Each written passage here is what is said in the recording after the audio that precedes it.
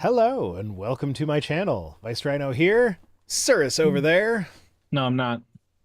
Okay. You can't prove that. You're right. I can't. I've been told atheism is a religion, and I don't know what the fuck to do I was with there that for anymore. part of that. I could not finish that video. I could not. It was the most inane garbage. Yeah. And I've listened to Matt Powell. Yeah. So remember last week when I said I wish I had his montage queued up so I could insert it in the stream when we talk about the stupid things he says? Well, the benefit of chopping up the stream into smaller videos and uploading them is that when I say things like that, I can be like, hey, you know what? I might not have had a button during the stream, but I can do it now. You can do that now. So the montage is in that one. Oh, boy. Yeah, so that's a lot of fun. And also, like, so I've been feeling a bit down about my main channel recently because it's in a bit of a slump. Like, it's not decreasing in size, but it's not growing as much as I would like, and it's not Stagnating. Yeah, it's kind of stagnating.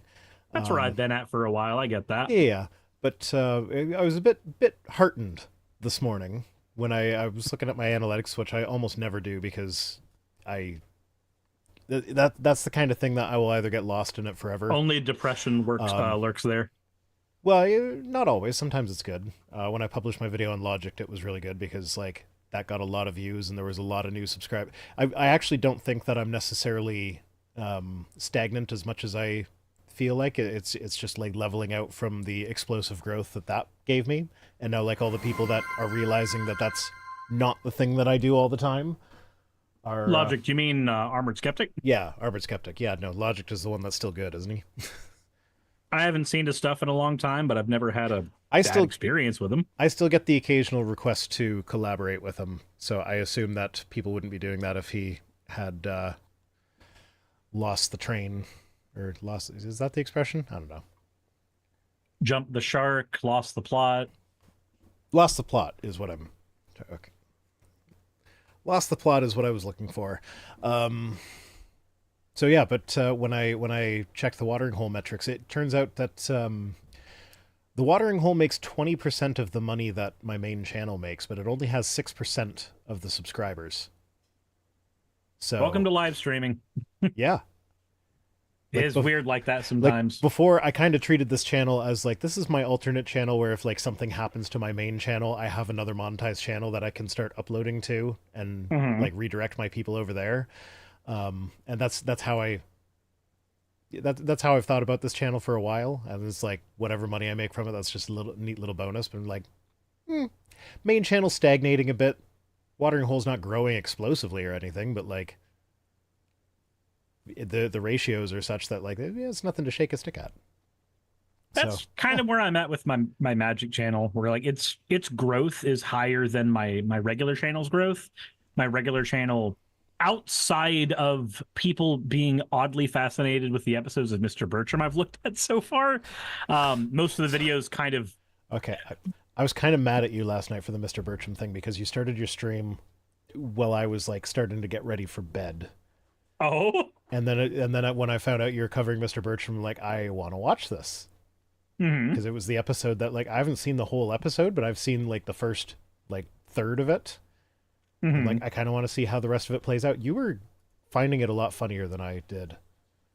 I think it's because I like mean-spirited humor more in general. So some of it does speak to me a little bit because the entire show is... God fucking damn.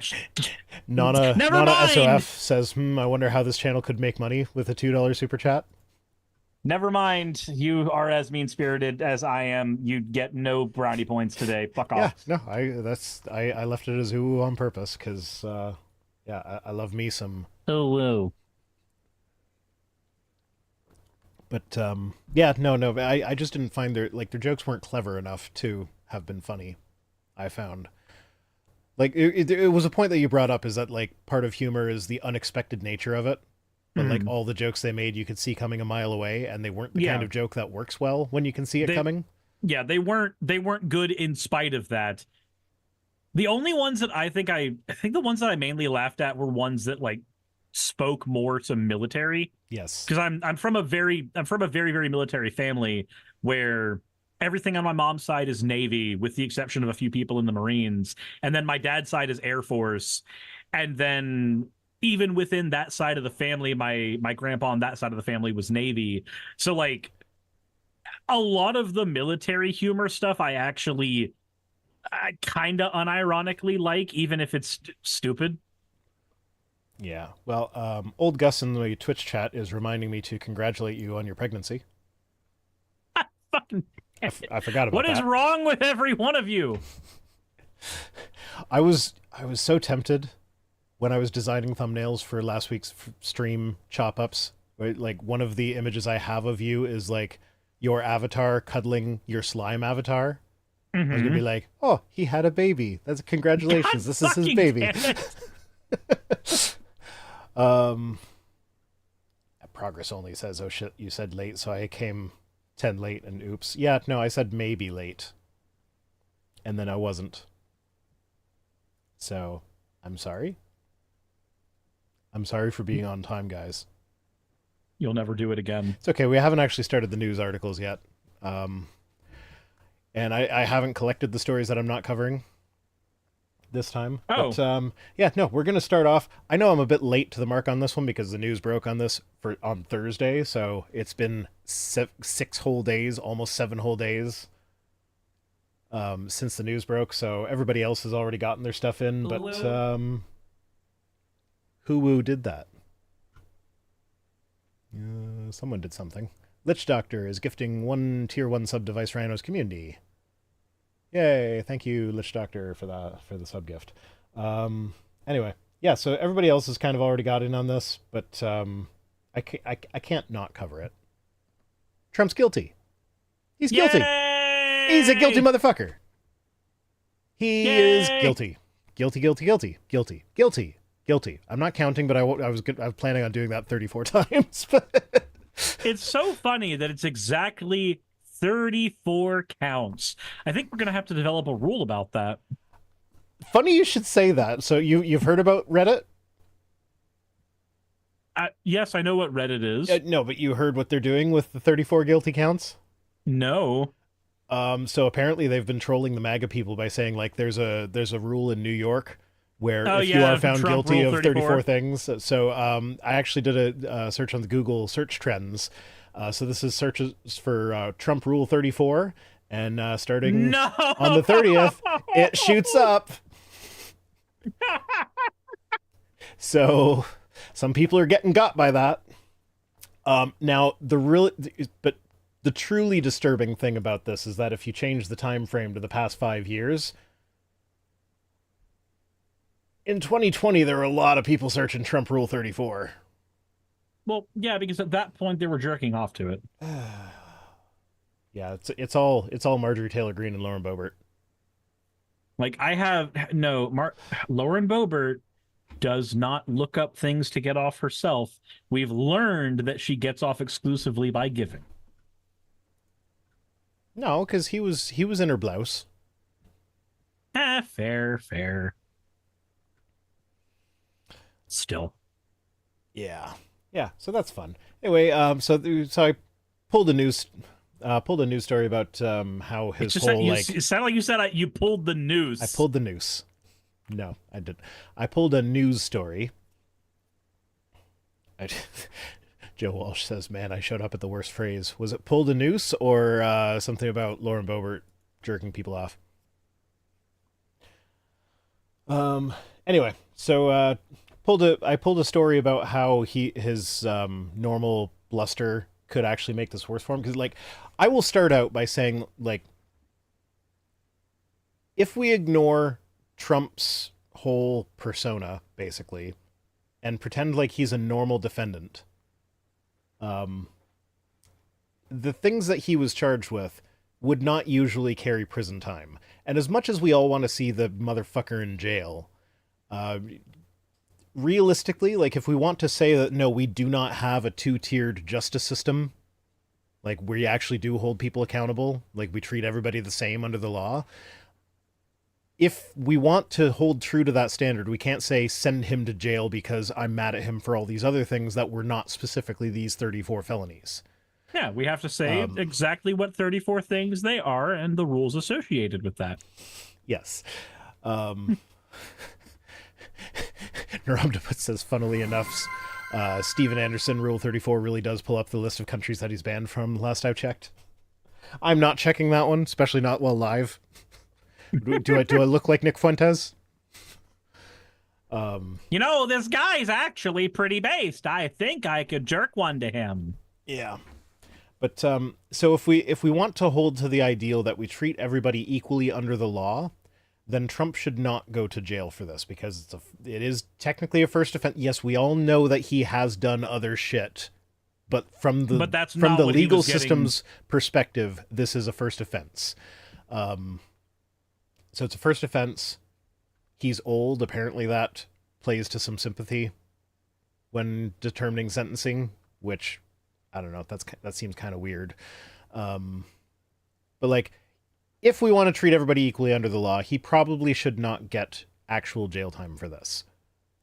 However, also if we treat everyone equally under the law, if someone gets in front of the judge and is insulting the judge's wife, insulted the jury, insulted the prosecutor, and was very public about,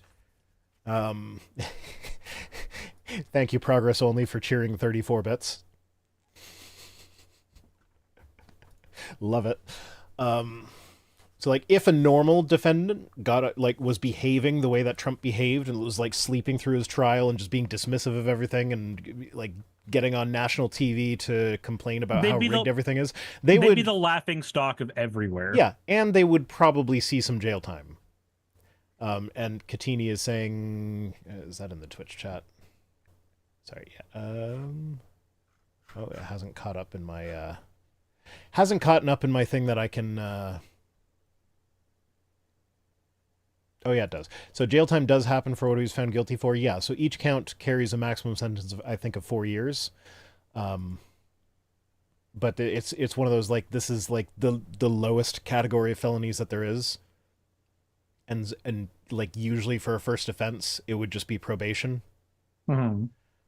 Could be community service too. That would be fun to see him like on the side of the road picking up litter. I would like that almost as much as I'd like jail time for him. Yeah, and everybody's saying you should hold him just to keep him. He's the flightiest of flight risks. Yeah, I don't disagree. And I do, like, don't get me wrong, I absolutely want to see him in prison. But I want to see him in prison for the right reasons. And this case is not necessarily that. But given how he is behaving in front of the judge and everything, I feel like unless he changes, he should absolutely see jail time for this. Because, like, no normal defendant would be able to treat the judge like that and then just get off with a slap on the wrist. So, yeah, again, like, if anybody did that, they would be the absolute laughingstock of the entire internet, and they would be memed on for years to come.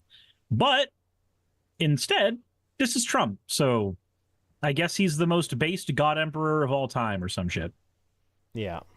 So Jassa says, I disagree with him being a flight risk. No matter where he goes, you know where he is. That's true, but like, if he goes somewhere with no extradition, not that this is a thing that's worth fleeing the country for, then even if you know he's there, you can't get him. However, it's fun. Like, as a convicted felon, he's no longer allowed to travel to Canada, so he has to stay out of my country. Now, I imagine that if he, God forbid, if he's elected president again, they'll make an exception for him. But they'll have to do exceptions for things like he's no longer cleared for security briefings because he's not allowed to hold security clearance. He can't have clearance because he's a felon. So the president of the United States is not allowed to have security clearance. How does that work? Like, there's going to have to be an very exception. Carefully, I guess. I mean, realistically, he shouldn't have security clearance anyway. We saw what happened when he did have security clearance. So yeah, there's a lot of logistical issues with him being a convicted felon and the president. Riddle says presidents don't get security clearance; they just get it. What? That sentence seems to be missing some pieces. Yeah, I think I know what they're getting at, but they're not given security clearance; they have it as a matter of title, I guess. Yeah. Yeah, and like, sure, but like, why would we trust him with national secrets when we wouldn't trust anyone else with the same felony?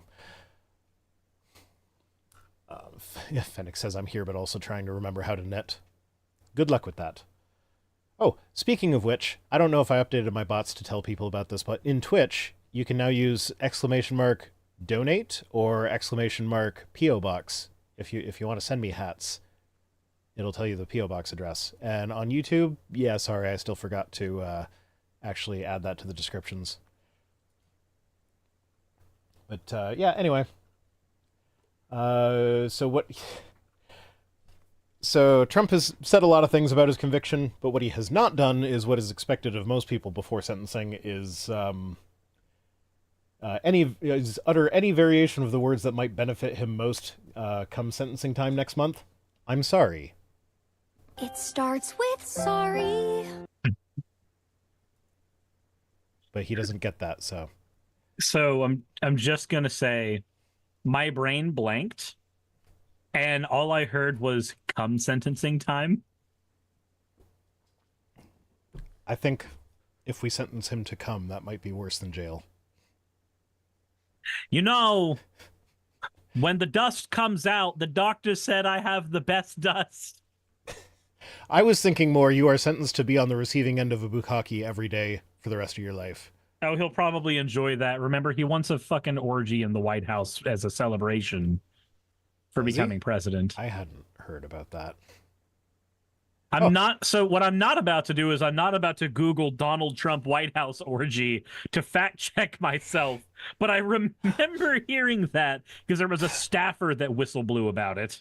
Yeah. Well, I mean, I wouldn't put it past him, but yeah, whatever.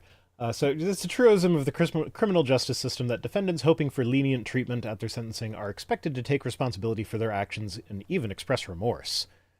I can't picture Trump doing that ever. No. The idea that he would ever admit to having done something wrong. He's going to blurt on Truth Social for as long as humanly possible. Anything that his gag order doesn't explicitly stop him from saying. Yeah. And so, like, we all know that's not his style. He's all bluff and bluster. I'm always right. I never do anything wrong. And if you saw me do something wrong, no, you didn't. No, you didn't. And so then they say, well, the strategy may resonate with his most loyal political supporters. It failed during his New York criminal trial and could complicate his legal team's effort to avoid a tough sentence. Because that's part of the sentencing thing that a judge is supposed to take into consideration is, does the accused or does the convicted felon show any signs of remorse?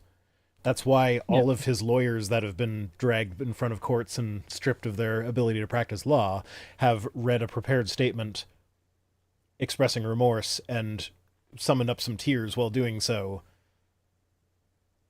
My client, sniff. Yeah. He didn't mean no wrong.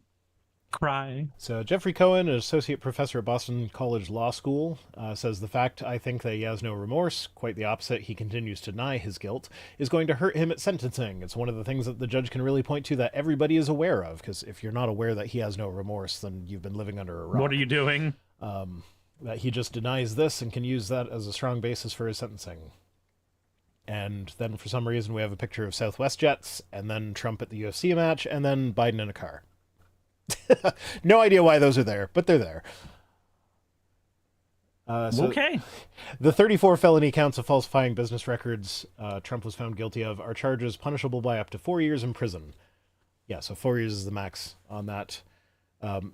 So if Judge Merchan, I'm not sure how to say it, but if he wanted to, like, just completely throw the book at him and give him the max, he could sentence him to serve 4 years for each conviction, and and have That's it basically do a life consecutive, sentence at his and then have age. it do consecutive instead of concurrent. Because like most of the time with such a low level felony, you'd be like, okay, you're serving 4 years for all of them, but at the same time, so it's just 4 years.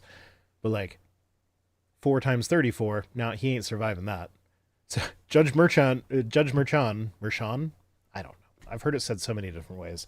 He has the ability to put Trump in jail for the rest of his life, essentially. He's not going to, but I like to fantasize about that. How do you give a life sentence to a lich? I love that riddle. I mean, you just keep him locked up forever and ever. Just keep it going. It'll be fine. Doesn't a lich have to like have other people that he sucks the life out from? No, a lich just has to have a phylactery. I don't know. Whatever phylactery is the physical object where their soul is kept. It's the thing that J.K. Rowling stole the idea of the Horcrux from. Okay.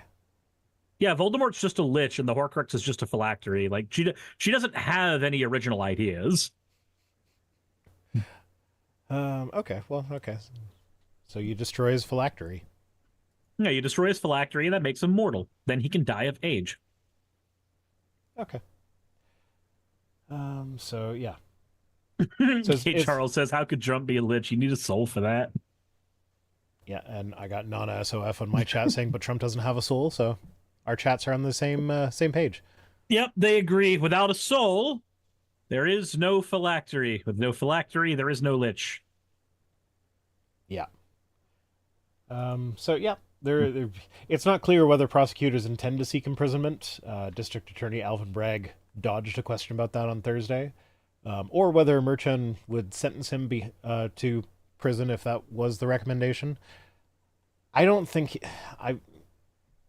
he's going to give him prison time, even with him being just a complete shitbag towards everybody involved.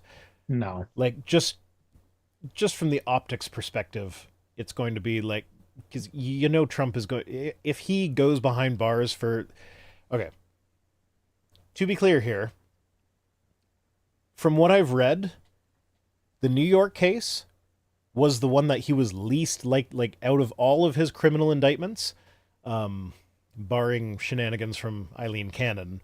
The New York case is the one that he was least likely to be convicted for, and he was convicted on all counts. And also, it's the least important of them. Like everything else, there's even more evidence that he did the thing that he's being accused of doing. So the fact that he was convicted in the one that he was least likely to be convicted on means that every single other one is definitely it's a slam dunk. Yeah, and so those other ones are ones that for sure will carry jail time if convicted. So this is kind of like it's the first domino falling, where it's like, okay, he's no longer Teflon Don where nothing sticks. He is now convicted felon Don where something stuck. Yeah, it's the least of the things, but it was also the one that was least likely to actually get a conviction. So the fact that he is convicted of that one means that the other ones are even more likely now. Mm-hmm. And then Naramdaput says, to be fair, basically all 34 counts were the same thing. I don't think he would have gotten anything other than 34 or 0. Yep, I agree with that. It was kind of like, if he's guilty of one of them, then the rest follow. He's guilty of all. Yeah, because it was all, it was different aspects of the exact same actions. So, yeah. So it's just still weird. I do not expect him. I do not expect him to go to jail for this one, but the fact that he was convicted makes me hopeful that he will go to jail for one of the other ones.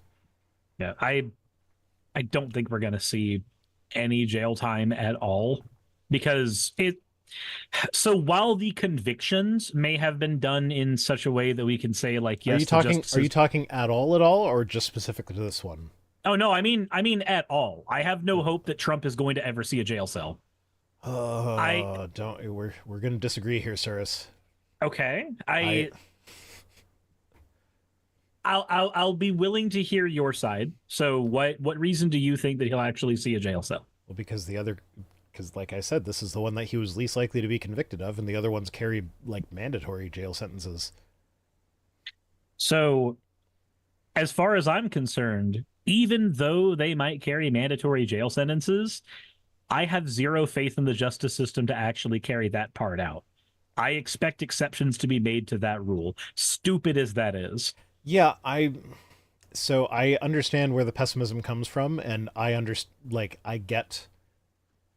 that, because it's like he's gotten away with so much for so long. But you also got to look at the whole, like, the people that have always been on the side of he'll never see a consequence for anything have been constantly shifting the goalpost On like, what a consequence looks like.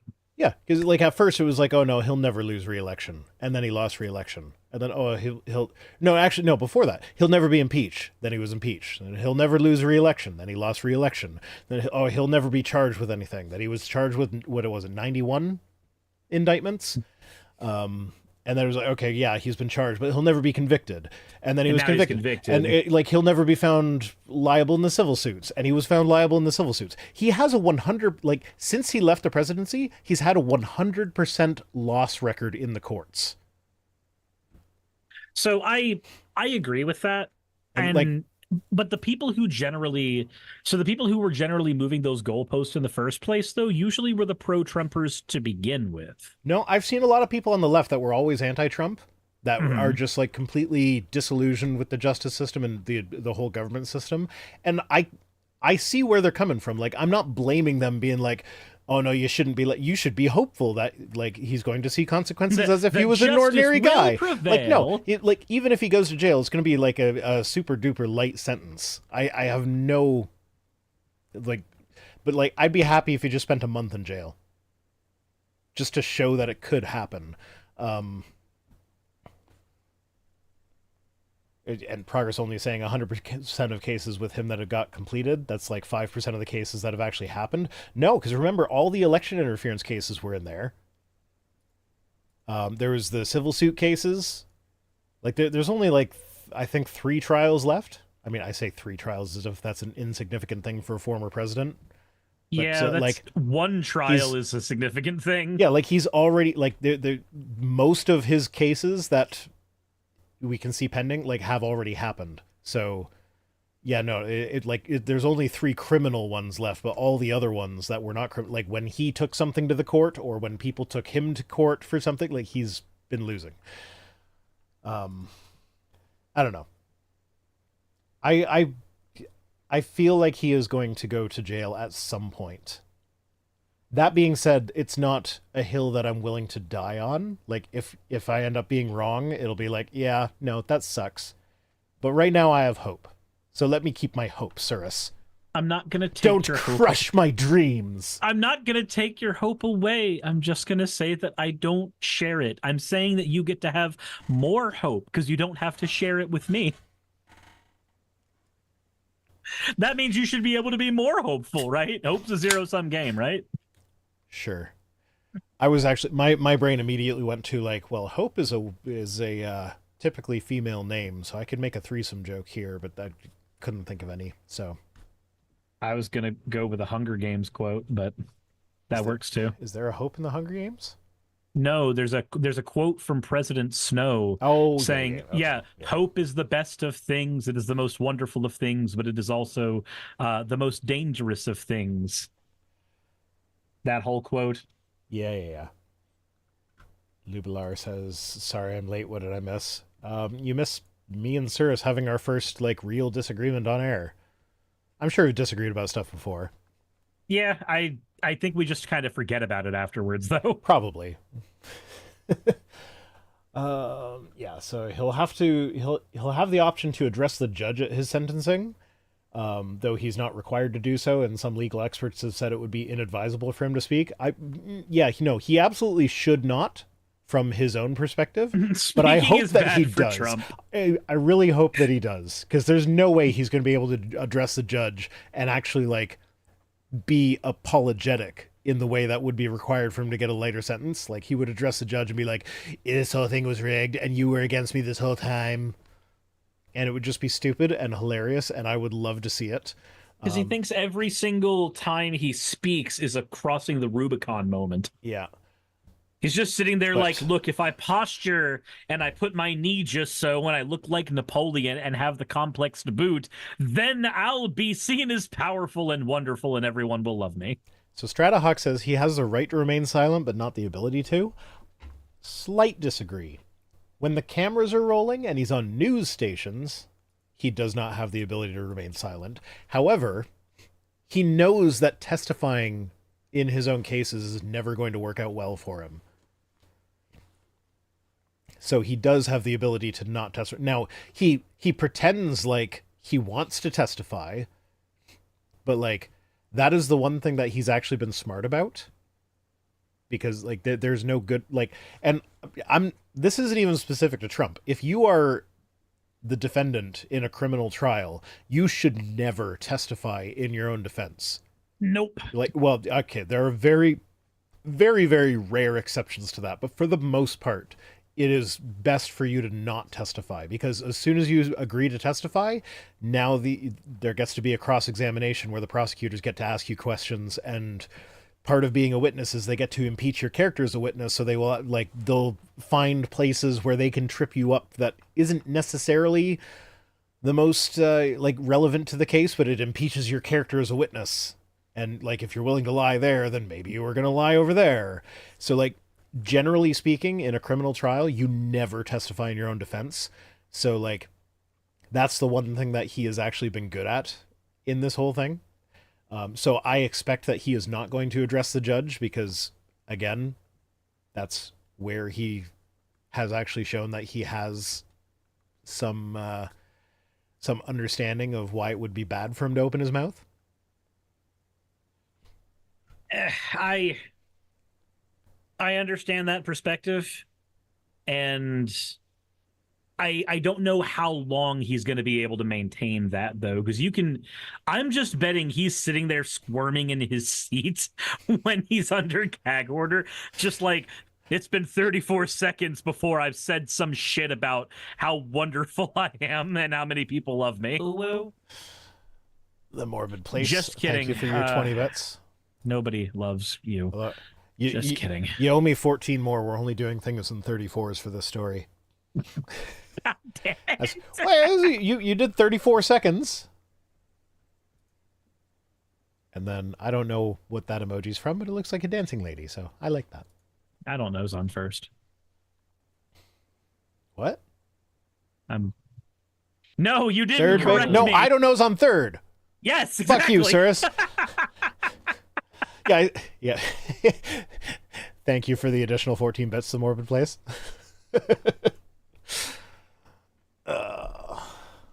we go. So, in addition, Trump's constant attacks on the prosecutors, judge, and court system and his aggressive trial strategy, outright denying both claims of an extramarital affair by... Like, he's denying that the affair even happened. It's like, that's like the most common of common knowledge now. Like, not even his most ardent defenders will disagree with that. Like, no, they'll just be like, yeah, he's a player, what of it? It's actually hilarious because, like, I've seen people posting things like I have Stormy Daniels is a porn star who was willing to sleep with a married man. Why would we take her word for it? Like, okay, but what about the married man who slept with the porn star when he was not married to her?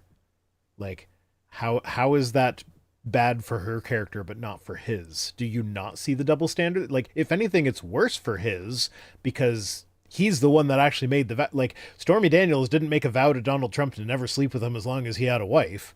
But Donald Trump made a vow to his wife to never sleep with anyone else except for her as long as he was married to her. Yeah. So one of the two people is breaking a vow. The other one is just sleeping with a guy in a way that... The porn star is doing a job, whereas Donald Trump not even. is actively... Like, if you listen to her testimony, it's like borderline rape. Oh. Like, and the only reason I say borderline is because she disagrees with the idea that it is rape, but there was coercion. There was a power imbalance where she felt like she had to do it or there would be consequences. So, like, she might not think it's rape, but that is basically rape. Like, that is why prison guards are not allowed to sleep with prisoners. It's civilly liable rape. No, that wasn't Stormy Daniels. That was E. Jean Carroll. And it wasn't rape, it was sexual assault, which I don't know what the legal distinction is there. Both equally gross, though. I think the difference between those two legally is whether or not penetration happened. I think that's usually the distinction that's given. Well, I think in the E. Jean Carroll... Okay, just... skip ahead a few seconds if you don't want to hear this, but look, I think in the Eugene Carroll case there was penetration, but it was like with fingers instead of with penis. Oh, yeah. So I don't know. It's either it's gross no matter what.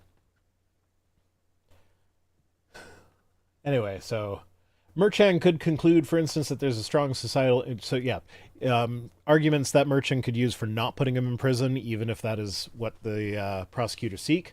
He could conclude that there's a strong societal interest against having a former and potentially future president in jail.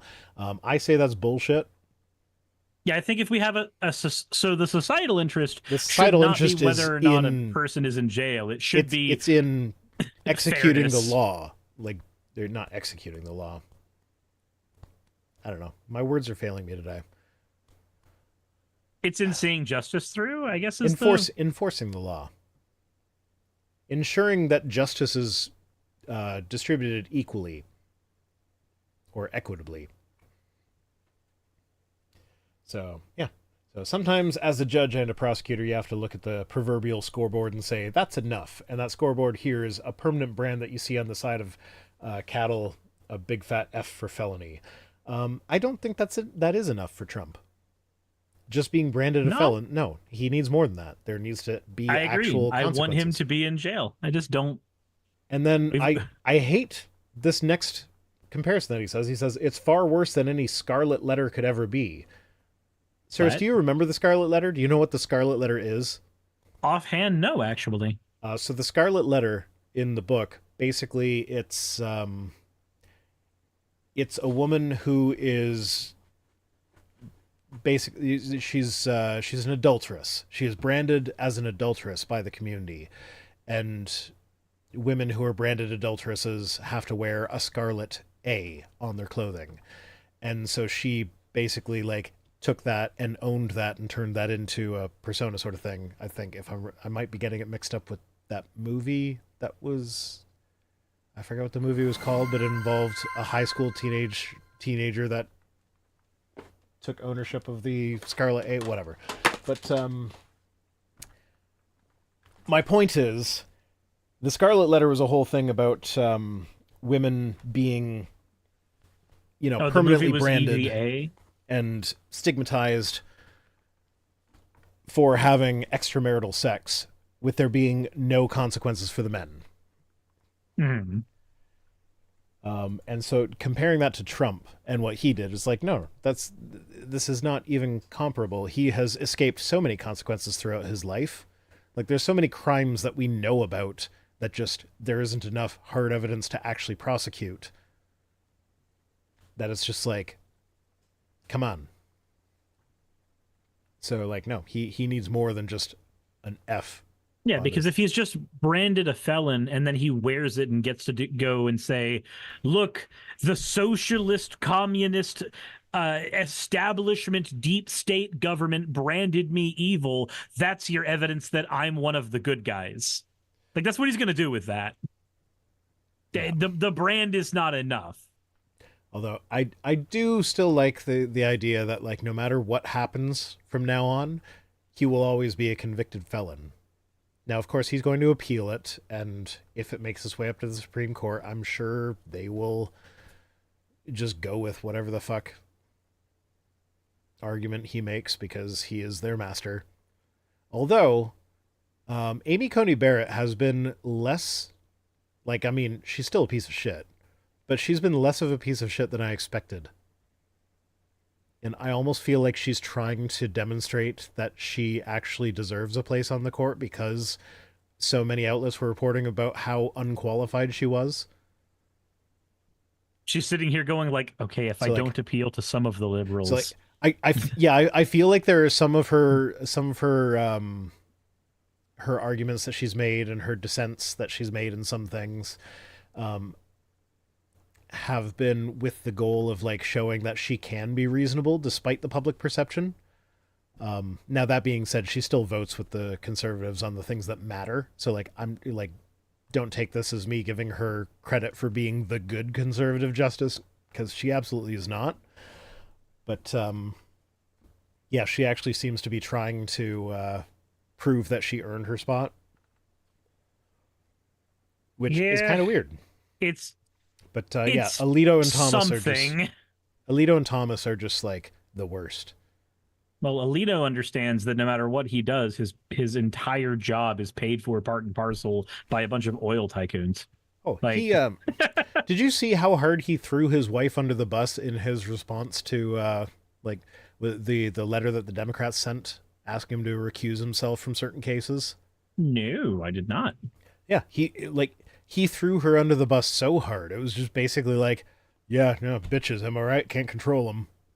I didn't know she was flying those flags. What?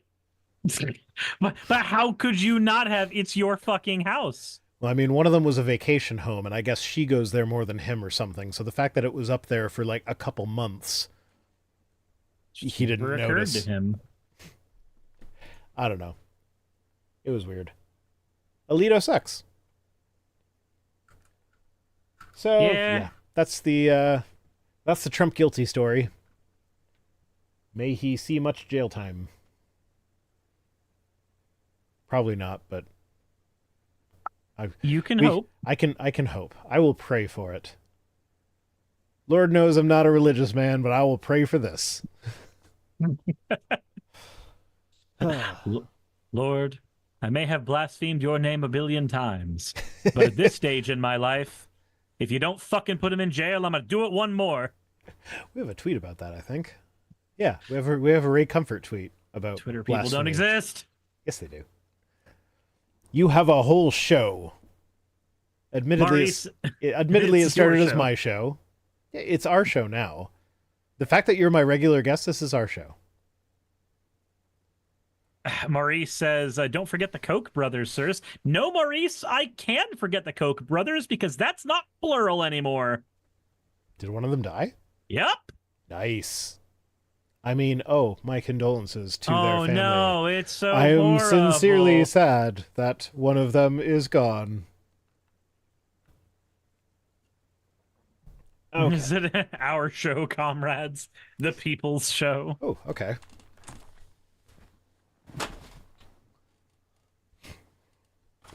Oh, no. Headphones have to go on first. It's our show. Or he said, oh, and he died? Nah, whatever then. Yeah, no, you guys get this hat for free, I guess. Imagine you're a Koch brother. Well, there's a 50-50 chance you're in a coffin. 10 VP says, pour some Coke out for my homies.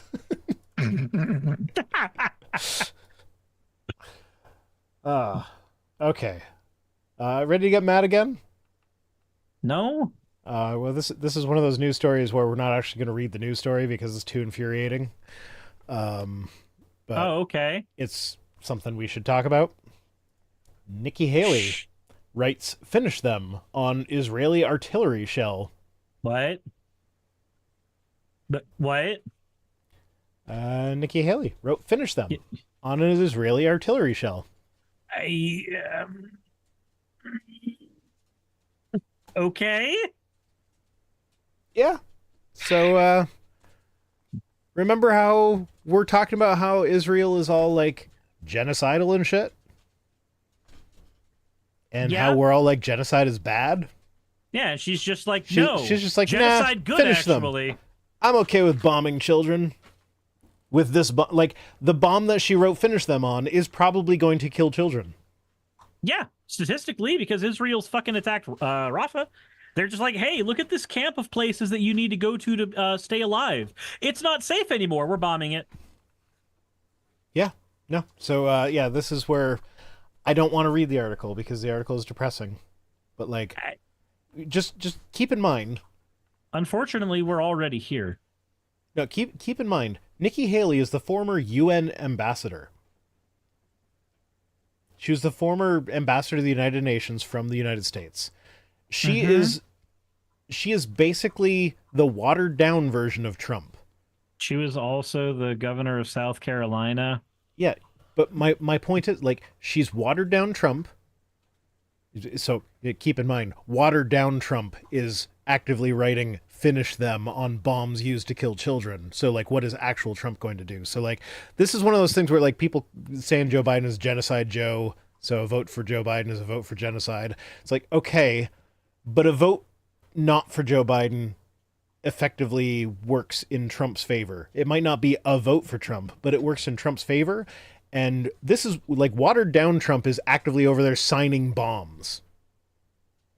So, yeah, no, like Joe Biden has been putting pressure on Israel to stop doing genocidal shit.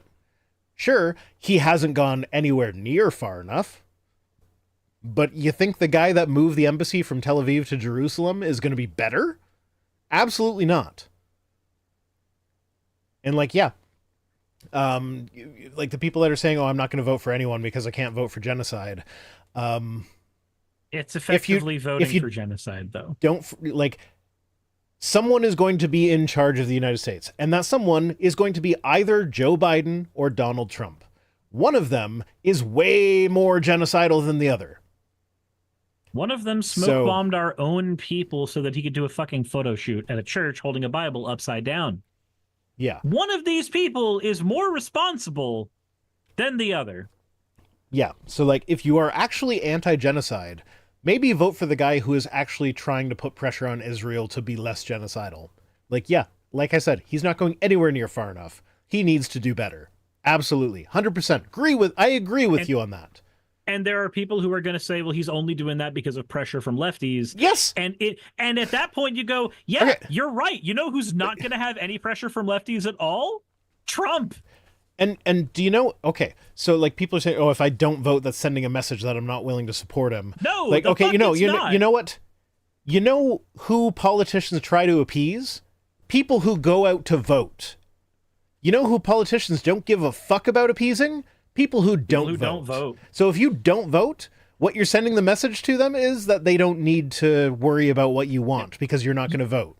Like, you've got to remember that as far as politicians are concerned, there is no difference between a United States with a population of 150,000 and a population of 150,000 voters. Those are the same statement to them, because you may as well not exist in terms of their stats and numbers if you're not going to show up and actually put in your ballot. Yeah. So yeah, if you're not going to vote, then they're not going to try and appeal to you. So if you actually do get out and vote, so this is what I've been saying, is you send your message in the primary by voting for the most progressive candidate, or in the case, I think it was Michigan that did this, where they actually, like, a bunch of people organized a thing where they went out and voted, like, registered as not voting specifically, and that was explicitly, and it was a massive movement, and it was explicitly to get Joe Biden to put pressure on Israel to not be genocidal, and that worked. He changed his position after that happened, because the people who were going out to vote made their opinions known, and so he changed things so that he could appeal to the voters. But like, if you just stay home, that doesn't you're not a send voter the same anymore. message. You're not a voter. He doesn't need to appeal to you. So, like, yeah, no, not voting for Joe Biden is effectively letting Donald Trump take over, where he is going to be worse for Israel than, or worse for Israel. No, he's going to be better for Israel. He's going to be worse on the issue of genocide. Yeah, like, it's, and in terms of the genocide thing in general, Trump will be worse overall than Biden anyways. Remember, while Trump was president, he specifically made certain that things happened to transgender people. He took transgender people out of the pool of people who could actually apply for the military, and made it to where you could get kicked out of the military if you were trans, something that Biden actually lifted and took away from what Trump had originally put through. That's a very, very important thing, because if you are someone who's trans in the United States, you don't have access to adequate health care. We all know that. The military is one of your few ways that you can actually get that shit guaranteed. It's why we have a higher representation of trans people per the other, like, there's more people in the military who are trans compared to the rest of the general population that is trans than people who go into the military who are cis, because it's seen as a path forward to transition. So if you get Trump back, there is one guaranteed thing that's going to happen, is he's going to be reversing something that was already reversed once before, and that's going to be actively bad for other trans people. Also, yeah, if he wins, we get Project 2025, which I shouldn't have to explain is a nightmare, but Yeah, there's a huge goddamn document going over why that is a nightmare. Yep. And 10VP says, voting for Biden for me is not for him, but a continuation of a lot of good progress we've made in a lot of small areas. Most people don't notice that will have big impact later. Trump would derail it. Absolutely. So one of the things that gets missed in this whole Biden debate, because absolutely Biden has not done enough on a lot of things, but it is undeniable that Biden is the most progressive president you guys have ever had in history. Just hands down, by ways of policies that he's supported, and executive orders he's signed, things that he's tried to do and sometimes failed. He is the most progressive president you've ever had. So like, yeah, it sucks that most of his legacy is like, I'm good because I'm not Trump. I wish he had to actually do shit to be considered good instead of just being the guy who is not Trump. But the fact of the matter is that he has done shit, and he has supported shit that would not have happened under previous administrations. He unfortunately gets the label of he unfortunately gets to have the label of Genocide Joe because he just happens to be the president who took power during the October 7th stuff. And that's the thing. Like, as the president of the United States, doesn't matter what party you're with, it would be political suicide to actually not support Israel. Correct. It would be considered anti-Semitic by the general public who's not very well informed. Mm-hmm. And on top of that, a thing that I've mentioned before, information I got from a friend who actually has family that have worked within the Republican Party, turns out that one of the biggest problems with trying to do anything in regards to Israel is that, unlike Palestine, Israel is a trade partner with the United States. So it's political suicide to not treat it as if it is an important trade partner with us. And they are specifically a weapons trade partner with us. And we are in every way, shape, and form a military glorifying state. So all things considered, it is a huge damned if you do, damned if you don't on our part. I think the Morbid Palace disagrees with my take that Biden is the most progressive president that there's ever been. Which is fine. You're allowed to disagree with that, but I think you're wrong. I think that he might not be the most progressive in terms of what's in his heart of hearts. Oh yeah, no, absolutely. I don't care what's in his heart of hearts. I care what policy he's signed. Yeah, and like, I don't. Okay, so the Morbid Palace is saying yes. So yes, you disagree. Yeah, no, I agree that like in his heart of hearts, maybe he's less progressive, but like, policy-wise, he has implemented protections for LGBTQ people that are unprecedented. He's like the student loan forgiveness that, like, yeah, he could have done more in regards to that, but like, he did a lot. Like, yeah, Teddy Roosevelt. Thank you for the follow, Mefren. Monopolies. I think Roosevelt is the one that you have the most.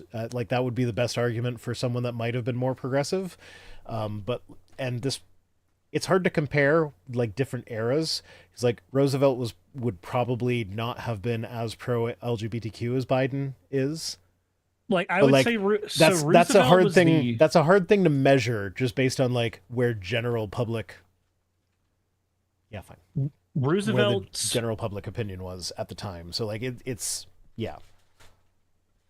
So in terms of what Roosevelt did, the biggest thing is we made Fennec rage quit the knitting. I'm sorry, Fennec. He unironically created the modern Republican Party. I'm not saying that as a bad thing. Well, that was back when. Oh no, sorry, you're saying the modern Republican. Okay, yeah. Yes, so because his governing was considered as popular as it was, it forced the Republicans to go seek the demographic that we are now suffering from now. That's not a bad thing. That is me saying, yeah, he was both progressive and effective enough for his time within the confines of what that, particular Overton window would allow for, that happened, that kind of zeitgeist and political shift that we probably will never see again in any meaningful way. Yeah. He was able to catalyze by enacting the policies that he did. So I may have been a bit more absolutist in my language than I probably should have been.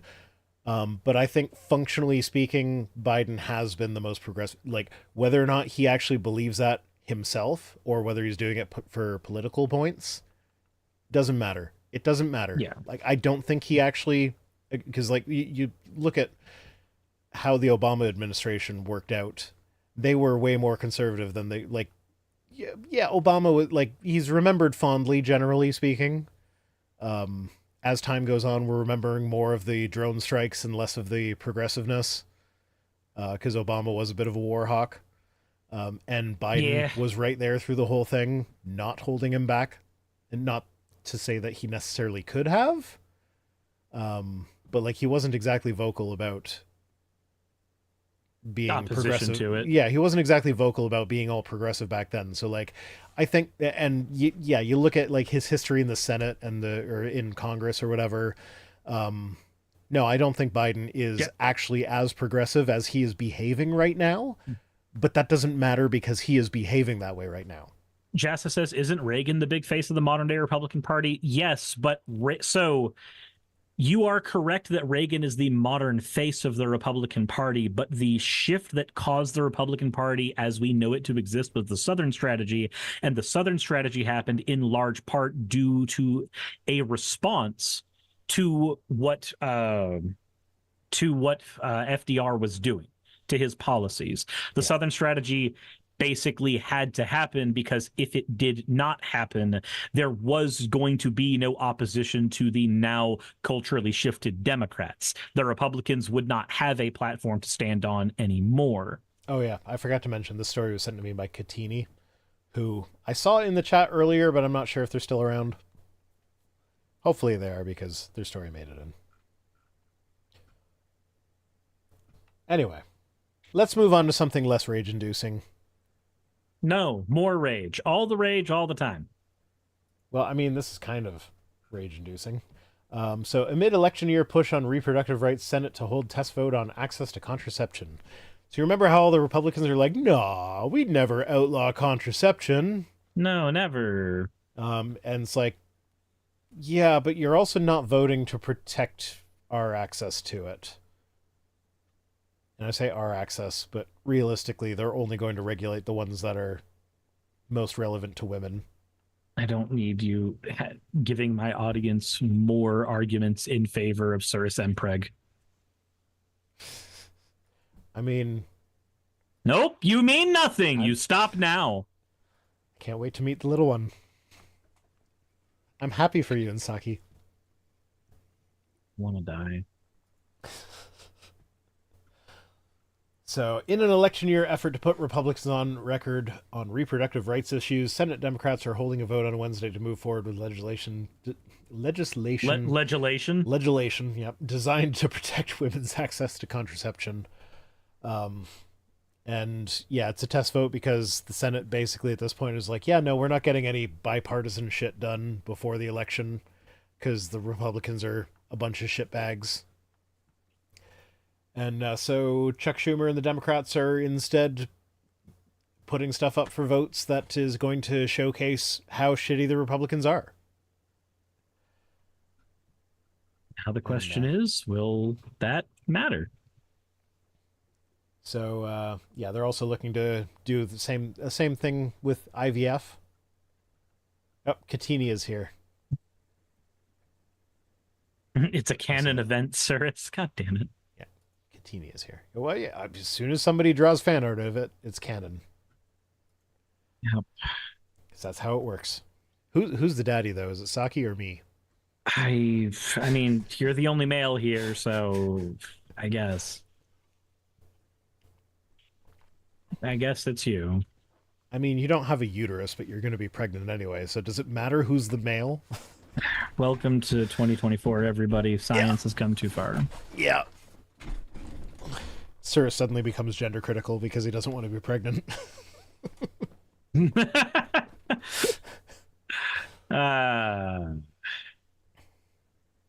Jesus Christ. Yeah. So yeah, the Democrats are putting all these bills up just to get the Republicans on record as saying, no, I oppose this, because they're big voting issues, like access to contraceptive. So Democrats will put reproductive freedoms front and center before this chamber so that American people can see for themselves who will stand up to defend their fundamental liberties. Won't be the Republicans. Yeah, it's never the Republicans. It never is. Yeah, so then we got random pictures again, because this happens when I get stories from the AP. They're just random pictures in the middle. Like, this story has nothing to do with Trump, but there he is twice. And I don't know who that is. Iowa Department of Justice? So. Yay. Someone did something. Oh, that's a hat. Tinfoil. This is still the original tinfoil hat, but it's starting to get a little rough. Doesn't fit quite as well as it used to. The tinfoil hat doesn't fit as well anymore. Is that honestly so bad? Maybe. Like, I don't think the tinfoil hat needs to fit quite as well and snug. I think it should be very uncomfortable to wear. Let me just, just curl it up into roll it into a ball and chew on it for a bit. Yeah, we need to facilitate some lessons learned. So, minority Republicans scoffed, saying that the political messaging votes were unserious distractions from legislation they would like to vote on. Counterpoint, they don't actually want to vote on anything, it seems. Because anytime there's anything serious and that actually needs to be voted on in front of them, they put it off and they don't vote on it until there's like almost a constitutional crisis, and they wait till the last minute and then they do it. And then they fight over who should be the speaker next. I know that's the House, not the Senate. Excuse me, but still.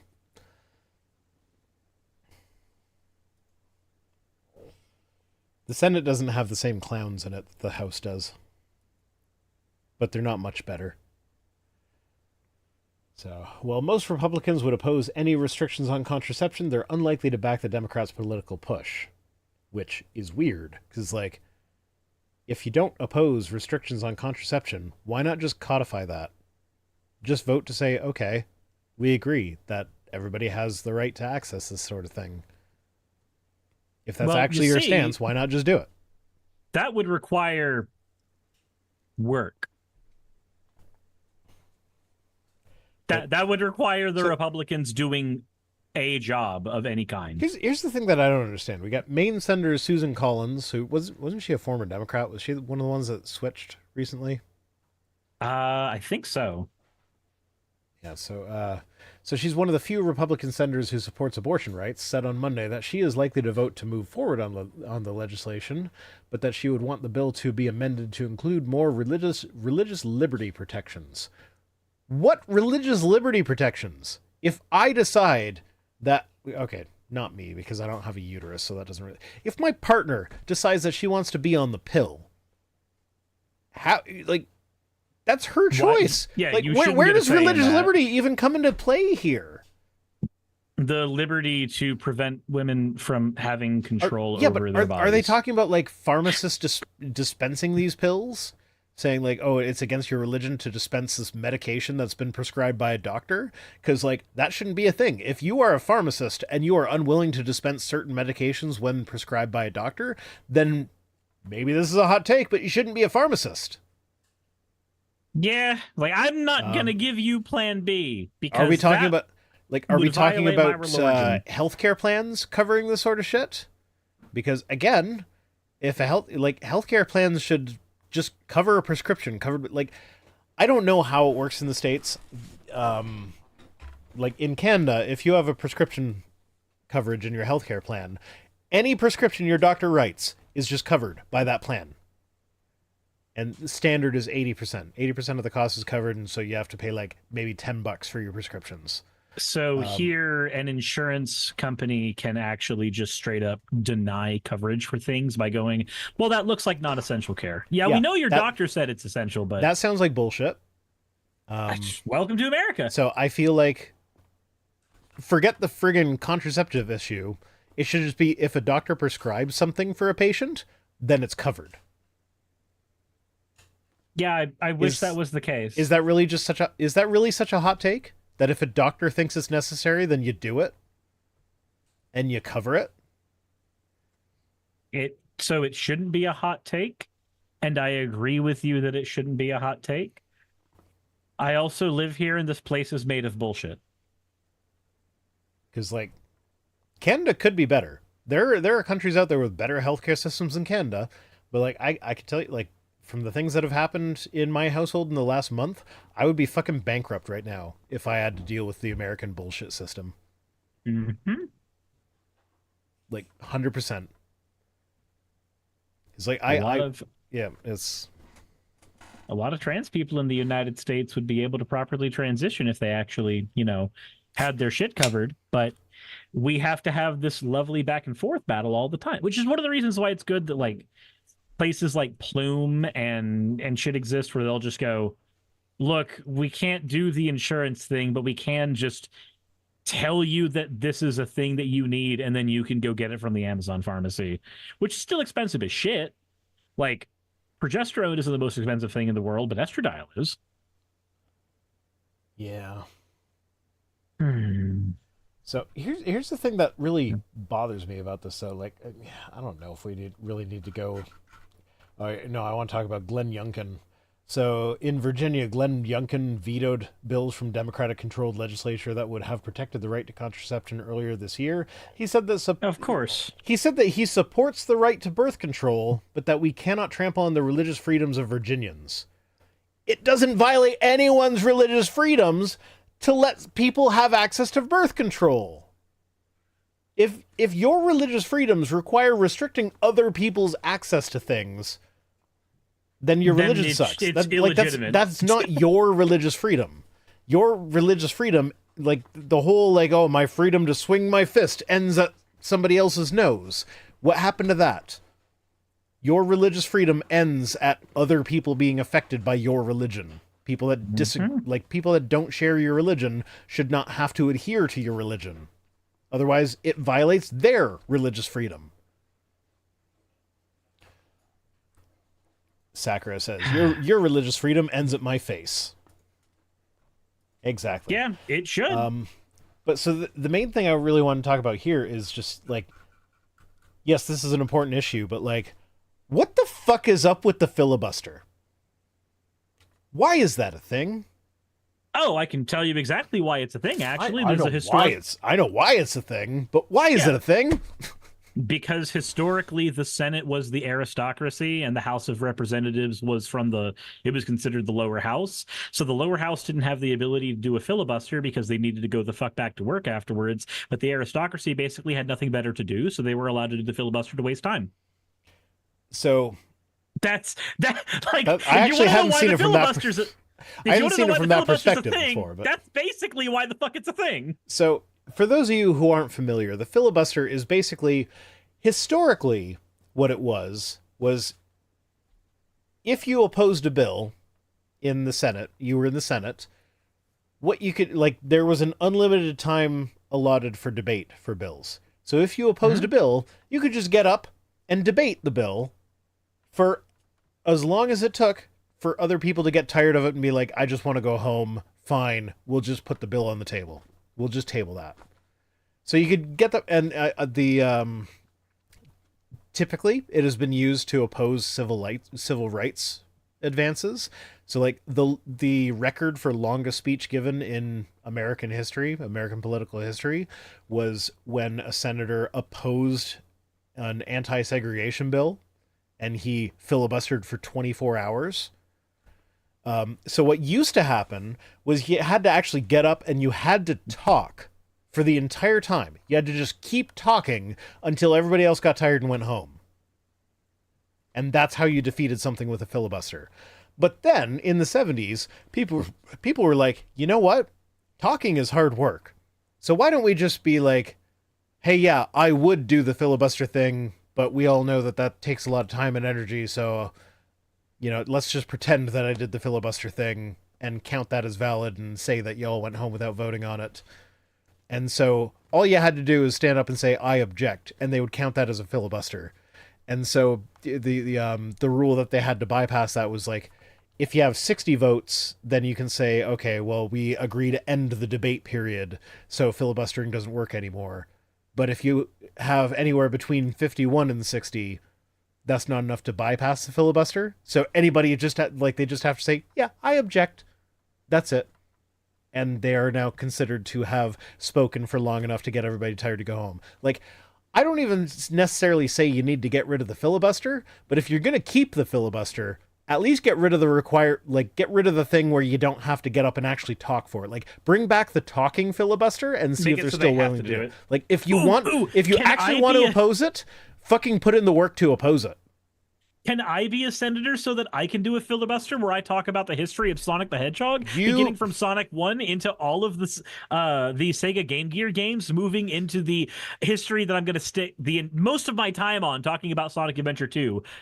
You probably cannot be a senator because you live in Georgia and you would register as a Democrat, I would think. So... Fuck! You're, like, I mean, not necessarily Georgia, because, like, Georgia's Democrat, got... Democratic senators right now, is it? Is it senators or House? I think we got Raphael Warnock, right? Yeah, Warnock. Yeah, so senators. Yeah. You guys have Democratic senators right now, but you know, that being said, you're in Marjorie Taylor Greene's district, so like, eh. Yeah. Kazumi says, "Are you going to include Ken Penders?" Ooh. I can include the history of Ken Penders and the mismanagement of the Sega lawsuits with Archie Comics and how many characters he owns now. I could fucking do that. You have to find a way to tie it in the bill, though. Otherwise, I assume somebody would be able to object to something. Oh, absolutely. That's super easy. Whatever the bill it is, I can just use the fact that Sonic began his entire story as an eco-terrorist and Robotnik was actually the one in charge of the world's governments. Yeah, well, my point is, like, if you're going to keep the filibuster, you should keep the talking ones so that, like, they actually have to put their money where their mouth is, or put their mouth where their mouth is. Smacko, I object. Shadow was created using the supersonic mural from Sonic 3 and... Sir, this is a Wendy's? No, this is the Senate. Stav says Cirrus wants to be autistic in Congress, confirmed. Ted Cruz literally read Green Eggs and Ham. You know, so I just discovered today, did you know Dr. Seuss, before he got into writing children's books, he actually wrote an adult book involving a bunch of naked ladies? No, I didn't. Yeah, it's called The Seven Godivas. And it's like, you know, the story of Lady Godiva riding her horse through the town naked? Very, very... It's a thing that I have heard of, but not a thing that I remember any details of. Yeah, so he basically like, oh, this is the true story of what happened there. It wasn't actually one Godiva, it was seven sisters, Lady Godiva. And then, like, he uses it to explain all of our horse-based sayings. Like, never look a gift horse in the mouth. You can lead a horse to water, but you can't make it drink. That horse was an alcoholic who died of dehydration rather than drink the water that was led to. But, yeah, no, I just found out about that today. And it was actually like, that book was so poorly received that is what caused him to transition into writing kids' books. Because he's like, no, adults suck because they don't get me. So I'm just going to write kids' books. You know what? That's endearing. I'm happy to share a birthday with the dude. You share a birthday with Dr. Seuss? Yeah, his birthday's March 2nd. Awesome. So, like, I'm very happy about that. I also like all of the political or not propaganda, but the political messaging he wrote. The anti-Nazi stuff that he did in World War II. Yep, that's pretty fucking amazing. About the America First movement. Yep. Yeah, it's all quite relevant to today. I like me some Seuss. Dr. Seuss was good people. Anyway, let's get on to some tweets, shall we? We're going to start with... her tits were like the bits, and his dong was like a long.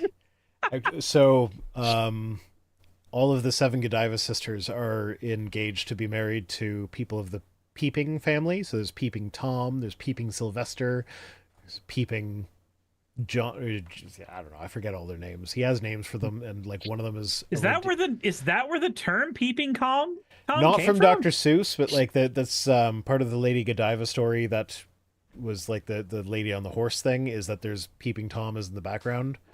And so he like rewrote that to be like, oh, no. It's not that Peeping Tom is a pervert or whatever. He's just a member of the Peeping family. And they were engaged to be married. But like the sisters made a vow to never marry anyone until they came up with like a super duper wise saying about horses for reasons that are explained in the story. Fair enough. Tom just happened to be one of the Peeping brothers. Yeah, it was fun. Anyway, so you know how Twit tweets sometimes turns into I had a back and forth with someone and I thought it was funny, so I'm just showing off my own prowess on Twitter here. Yep. This is one of those. So I had an interaction with Benny Schetz. So he posted this saying, "Preparing for the haters, what young and old people need to know about culture that celebrates pride, or as culture celebrates pride. 1. We are creations of God made in his image." Okay, disagree, but whatever. That's a typical Christian bullshit. 2. My identity is not determined by my preferences, sexual or otherwise. So your identity is not determined by your preference to be a Christian? So yeah, I was about to say, your identity is a Christian? Where the fuck did that come from then? Like, did you pull it out of Christ's dick hole? You're saying that being a Christian is not a preference of yours? You would not prefer to be a Christian? He was compelled to be a Christian by the power of Christ. Don't you understand? And actually, I'm wondering... I'm going to check this now. But, like, a lot of these Christian apologists or whatever... Oh, god damn it. I'm not signed into Twitter on this... Why are you not signed into the modern day forum, twitter.com, formerly known as X? No, they actually got the x.com thing now, so... I can still type in twitter.com and it works. Yeah, no, it still works, but it now actually forwards to x.com instead of x.com forwarding to twitter.com. Just sounds like we're talking about a porn site. It really does, because Elon Musk is an idiot. He doesn't have it, but a lot of these Twitter apologist types will have like father as part of their profile. Yeah, and so or husband or whatever. So it's like, no, that is sexual preference right there. Like that is you making that part of your identity. Anyway, he says, love is not a boundless affirmation of harmful practices. Real love speaks truth. Like, okay, I would agree with that, except we disagree what he means by harmful practices here, because, like, if you go with what the actual scientific studies say, allowing homosexual unions is good for everybody. Yeah, turns out gay marriage hurt nobody. Gay marriage actually benefited the straights. So, like, not only does it benefit the gay people, it benefits the straights as well. So, like, just let people get married. It's good for everybody. So, like, yeah, no, we're not asking you to affirm harmful practices. We're asking you to stop being a bigot. Is that really too much to ask? Apparently, yes. It is far too much. You don't understand. And then 4, men with men is unnatural. Okay, what about... Actually, it's perfectly natural. So, okay, yes, that. But what about women with women? Why is he not calling them out? Why is he not calling out the lesbians? If he focuses on that, he'll be horny. That's why. Because lesbians are fucking hot. No, they're fucking each other. Who's hot? I mean, if you're fucking right, you get hot. Then turn on the air conditioning. What the fuck are you doing? Hydrate. Yeah, like, take a fuck break to drink some water. What's wrong with you? But, like, men with men is unnatural. No, it's not. But also, fuck you. Also, natural isn't an argument for anything. It's natural does not mean moral. Yeah. Have you met penguins? Those fuckers are nasty. So I try not to meet penguins for the reasons that you just described. They will fuck anything that moves, and a lot of things that don't. But it's so cute when they give each other pebbles. Including dead penguins. They will fuck dead penguins. Penguins. Steel Jules says, "You're hot." Oh, whoa. So, thank you, Steel Jewel, for giving me an excuse to use Cirrus's ooh button. Oh. I will claim everything you love as my own, and I will rip it from your grasp. Wait, are you saying you want to take care of my 5 children? You don't own them.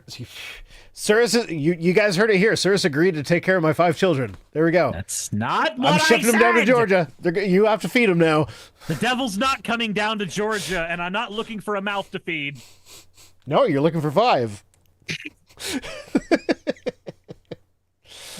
The devil went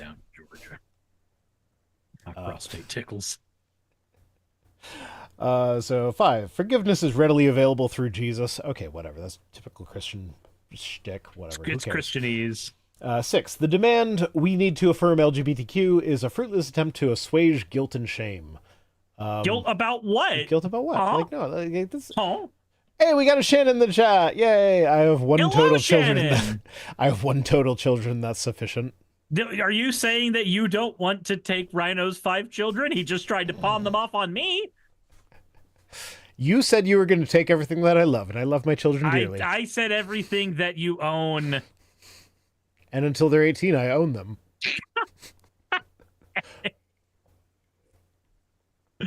Why?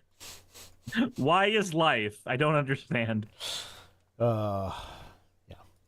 So the demand we need to affirm LGBTQ is a fruitless attempt to assuage guilt and shame. There's no guilt with it. Like, seriously, like these people that are like, oh, for there to be guilt, I need to have something that I feel guilty about. Yeah, like, okay, I can't really speak to the LGBTQ experience, but like the whole like you deny God because you just want to sin and avoid guilt or whatever. It's like, I've been a married Christian, I've been a married atheist, and now I am a living in sin atheist. I don't feel any guilt about having sex despite not being married. It's just a thing that happens. It's how partners bond. Yeah. And like, I'm not married to Saki. I don't feel guilty when I have sex with her. Like, it is no different from when I was a Christian having sex as a married person. It's the same. Like, I don't need to deny God for that. Like, there are Christians that live together without being married.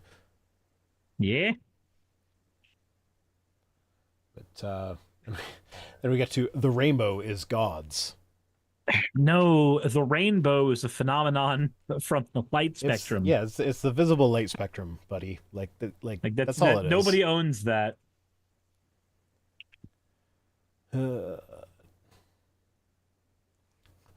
Like, if I want to be... Shannon says, 13-year-old over here, my name is now some variation of either bruh or huh? If I wanted to be a dick, I would just use Lux's quote from League of Legends. Well, a rainbow is a phenomenon of optics that displays a spectrum of light due to the sun shining on droplets of moisture in the atmosphere. Does that explain it? Yeah, you said moisture. That has the word moist in it. That gets me moist. So I was thinking maybe you'd want to do sex with me. Double rainbow? What does it mean? Double rainbow all across the sky. No, I got the tune wrong. Just ignore me. Point everyone to the cross, the ground level. The grace is amazing. The shackles can be broken. The truth can be found. God's grace. The shackles of what? Yeah, you're literally denying people freedoms. The shackles of being in love. I don't feel shackled being in love. I feel like I get help with the garden. I mean, sometimes you can be shackled while being in love. That can be fun. I also don't feel guilty for that. That makes me moist. Listen, Lucid says, shackles? Kinky. If your shackles are kinky, then you need to, like, flip them around or something and unkink them. My partner just walked in, and I'm not sure what she's trying to tell me, but she's like, you're going to bed, or you're getting high? You're going upstairs? You're so high. Okay, she's high. Oh. And she feels guilty for being high, which is why she needs the love of Jesus in her life. Oh, okay. Does the love of Jesus come in prostate? Yeah, I mean, I have a video that, from our stream last week that is literally titled, I have a God-shaped hole in my butt.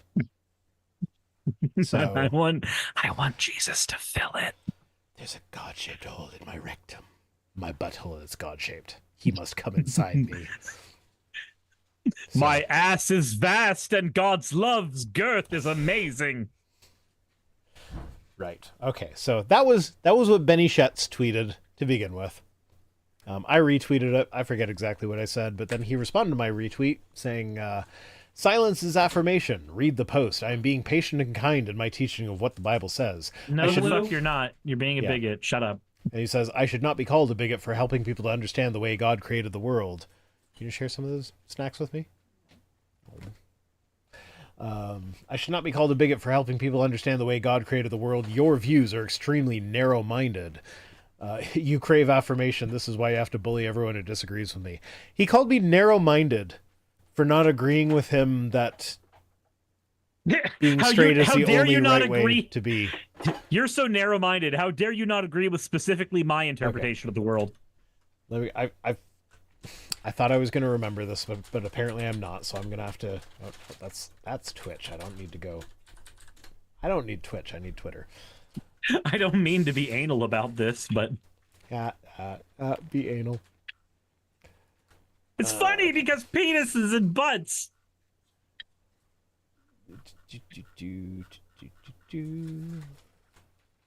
Yeah, so what my focus, I said there's a lot wrong with this, but I'll just focus on the affirmation thing. Nobody is demanding that you personally be affirming. It's just that affirmation leads to better outcomes for everyone. So what we want you to do is keep your bigotry to yourself. Like, if you can't be affirming, shut up. Yeah. That's when he said the silence is affirmation thing. Read my post. I'm being patient, kind. I should not be called a bigot for helping people understand the way God created the world. Your views are extremely narrow-minded. I'm like, so if my kid comes home with an A+ on a math test and my reaction is silence, they should understand that to be an affirmation of a job well done? That's like when my bosses used to tell me that I shouldn't want more than just my paycheck because my paycheck was the thank you for doing my job.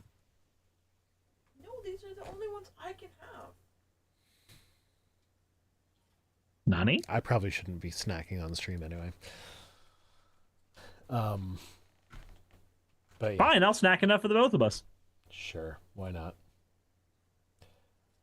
Yeah, so he then so we got into an argument. We had it out for a bit, and eventually I dropped my my link that if you go to research.vicerhino.com, you get to my huge list of scientifically like peer-reviewed research that has been published in scientific journals about being trans and how like being trans is real, gender is not a binary, gender itself is a social construct, but then like sex is also not a binary, it's bimodal, it's on a spectrum. Yeah, and there's like whole categories of like basically every objection they have to being trans is covered. And so I dropped him. Oop, nope, I didn't mean to click on that. But I mean, why not? If you don't have anything nice to say, don't say anything at all. Thumper. So sure.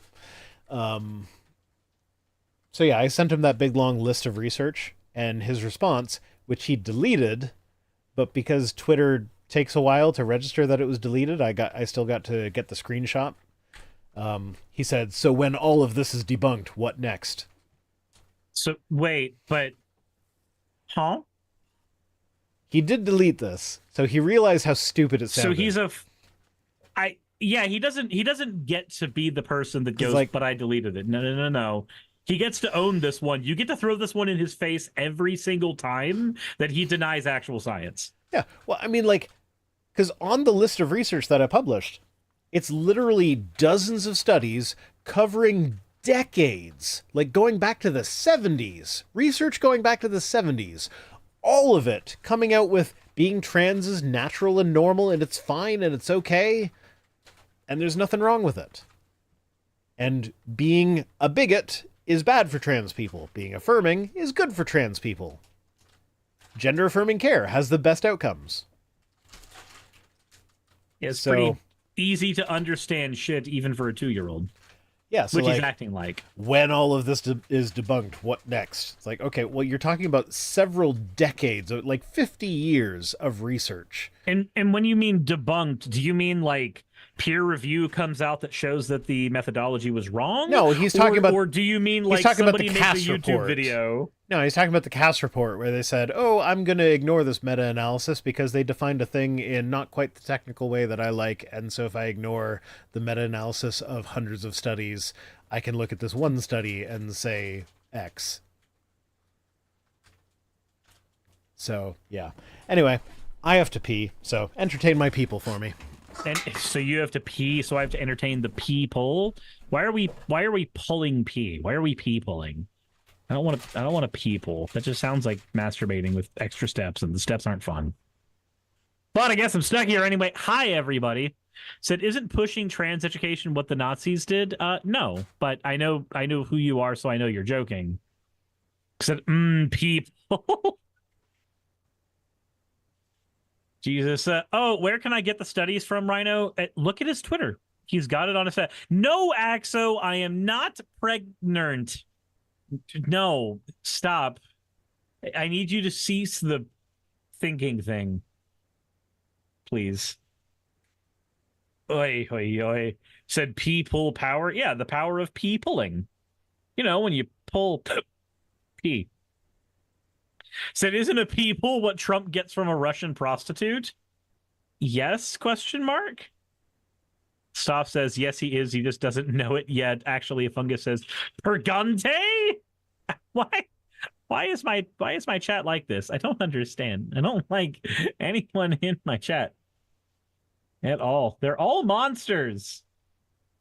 Every single one of them is monsters. You haven't finished the art yet, and you won't ever. I will successfully manage to ignore its existence forever. Sirs, you did this. You're the one who got pregnant. That's not how bodies work. That's not how any bodies work. At all.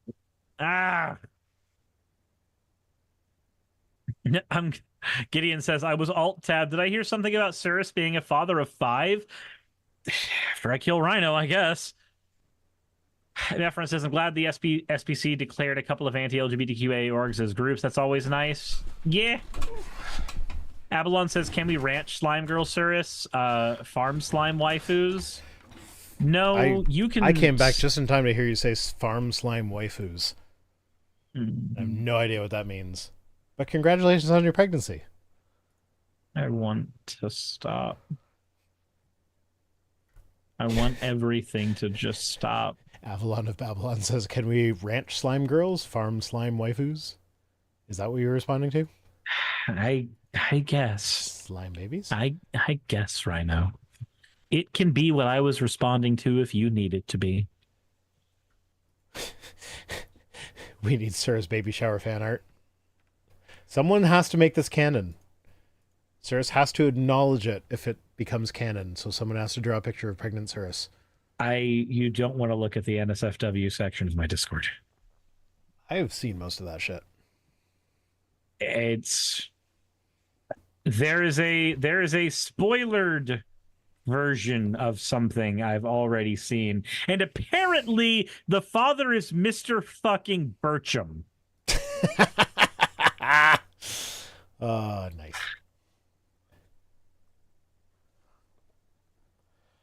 Okay. Anyway, so yeah, that was Benny Shetz. Then we get 934 Hertz Cosmic Energies, who says, Benny Shetz himself. Women need to understand that having sex with a male creates a psychic link between the man, the woman, and the womb. What? When I upload my seed, it is a spiritual data transfer that binds our souls together. When I upload my seed. When I upload my seed. Oh my god. Fucking. Hey, honey. I want to upload my seed in you. Can I upload my seed in you? She's just tilted her head and she's shaking it now. I think that's a no. Well, abortion actually, because of the spiritual upload, the spiritual data transfer, abortion actually kills part of the man. Okay. Sorry, I can't do the spiritual data transfer because you won't let me upload my seed in you. Oh, I don't like living. It's just like Upload. He's clearly talking about his experiences with an AIGF.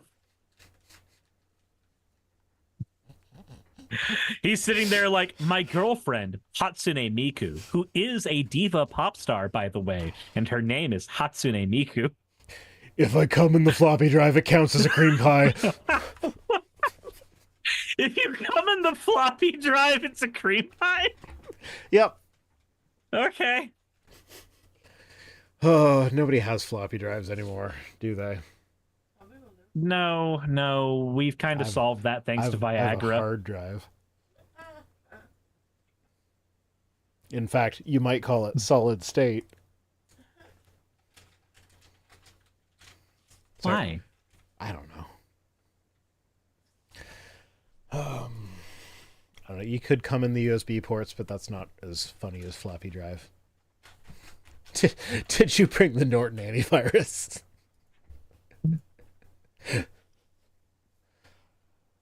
I need an abortion to get rid of my Norton antivirus. Norton is spyware. Okay, Ray Comfort. And if it boy! And if it makes you guys feel better, I did save this one. I spelled comfort CUMFART. Well, yeah, of course, obviously. Because that's what you have to do with Ray Comfort. It's the correct way to spell his name. Yep. The Banana Man. To take God's name in vain is to fail to give it due honor, to count his name as worthless, which shows the utter disdain that human beings have for their creator. So first off, hurting the feelings of an omnipotent being, it shouldn't fucking matter. Should be impossible. Like, yeah, no, God should be strong enough that, like, people can make fun of his name without him getting upset about it, you'd think. Secondly, if you actually look at the cultural and historic context in which the you shall not take the Lord's name in vain commandment was written, what they meant, and this is actually like etymologically speaking, this is where we get like the word swear to refer to swear words, or if you go a little bit more archaic, you can say swearing oaths to refer to swear words. It's not about saying, oh my God. It's about making promises using God's name that you either cannot keep or do not intend to keep.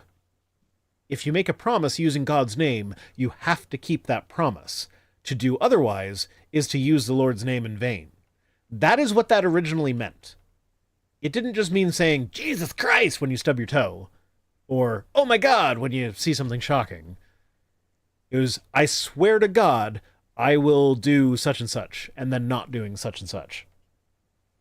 So that's why we have, in English, the word swear means like to promise, but it also means using vulgar language like fuck or whatever. Like, cause like all the swear words originated as these kind of like oaths based on God. So wait, hold on. So fuck was an oath to begin with. I don't know if fuck was, but like, I don't know, some of the other ones. Maybe the ones that we use in modernity did not proceed to use my fucking oath. That's what I've been told. I swear to God, I'm gonna push the ooh button on this super chat. It says Rhino is brilliant. He has an ooh torture button for the and the moment Cirrus takes revenge, he's a father of 5. Because you're a father. I think this is referring to you taking my kids. Yeah, you've got this perfect plan. Cirrus is taking all of our kids for us.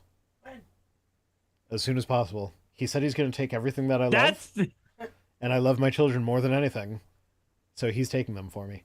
Is this just for the weekend? I said everything you I feel like it's permanent. Not we get them on weekends love. or something.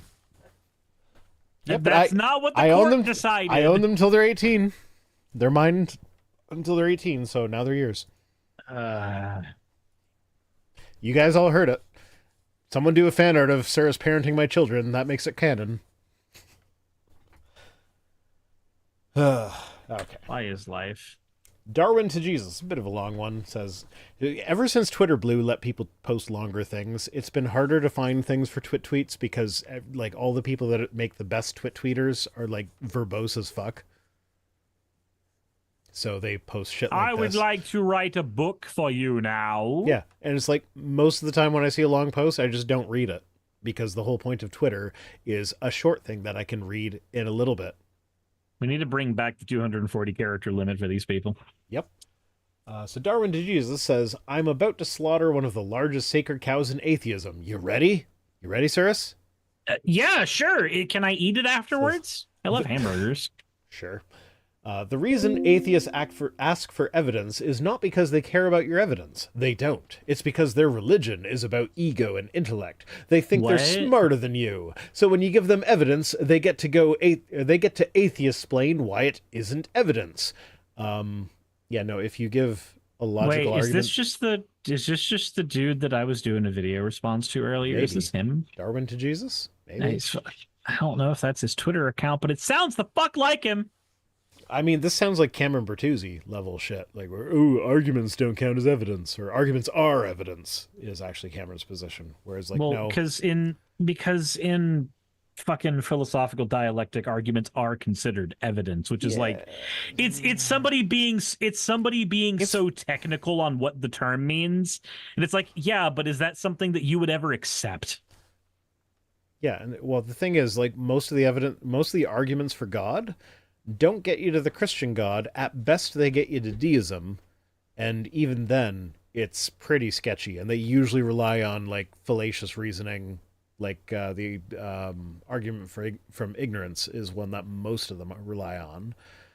Others rely on argument from consequences. That's the moral argument. I don't like it. I don't like the idea that objective moral values and duties don't exist, therefore they do exist, and the only way they could exist is if God exists, therefore God exists. Like, that is essentially the moral argument. I headcanon the world to be this way, and that way is with my supreme super being. Yeah. So, like, yeah, no, that doesn't count as evidence. Sorry. Like that's not atheist-splaining why it isn't evidence. That just is not evidence. And then he says, and of course they are right, because they are the enlightened atheist. You're a simple redneck that still believes in magic. I actually don't like that portrayal of religious people. There are very intelligent religious people that... Yeah, there's plenty of articulate religious people. Like the argument isn't that they're stupid or anything. The argument is typically... I mean, there are a lot that are stupid. Like, yes, cue the Matt Powell montage again. But my video coming out this Friday is responding to William Lane Craig. He is a very intelligent man. His arguments are stupid. He's just also an asshole. His arguments are stupid. He's a pompous ass, but he is very intelligent. I don't think those things are mutually exclusive. You can be a pompous ass who is wrong, but also very intelligent. I like to think that I'm fairly intelligent. My intelligence level didn't change when I stopped believing in God. I didn't get more intelligent because I realized that God doesn't exist. Like, being an atheist does not make you inherently more intelligent. I have met some idiots that are atheist. Basically, every single atheist that does the whole religion's a mental illness, even though I've never cracked open the DSM. Yeah, that's an idiot. Who's an atheist? No, but the DSM has an exception for religion. If it wasn't a mental illness, they wouldn't have to carve out an exception for it. Do you know what the word exception means? It means that so there's also the saying that exceptions prove rules. So an exception existing does not make something special. Yeah, but even there, like, our brains are designed to work within, like, we are a social species, so our brains have evolved to work within that construct. So if everybody in a society agrees with this thing that is not evidently true, you are pre-programmed to prefer to agree with the herd in that. Like, there's a survival advantage to that. That's the way a healthy brain works. So to say that tests on that with elevators.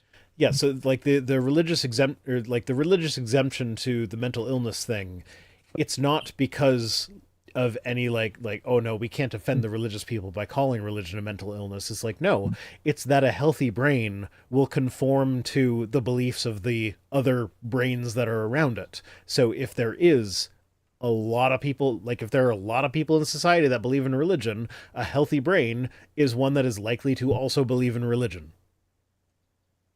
Because that's where the majority is. Yeah. And that's what we've done the tests that for. says nothing about the truth of religion. That just says that, like, that's how healthy brains work.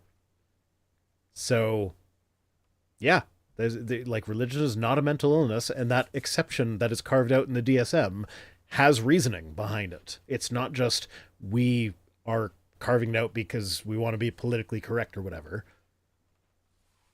Yeah, we didn't change we didn't go from the DSM 3 to 4 saying that being gay wasn't a mental illness because we wanted political correctness. We did it because we found, oh, wait a minute, the previous research was fucking wrong. Mm-hmm. Yeah, so you're a simple redneck that still believes in magic as part of the ritual of atheism to justify their superiority over you.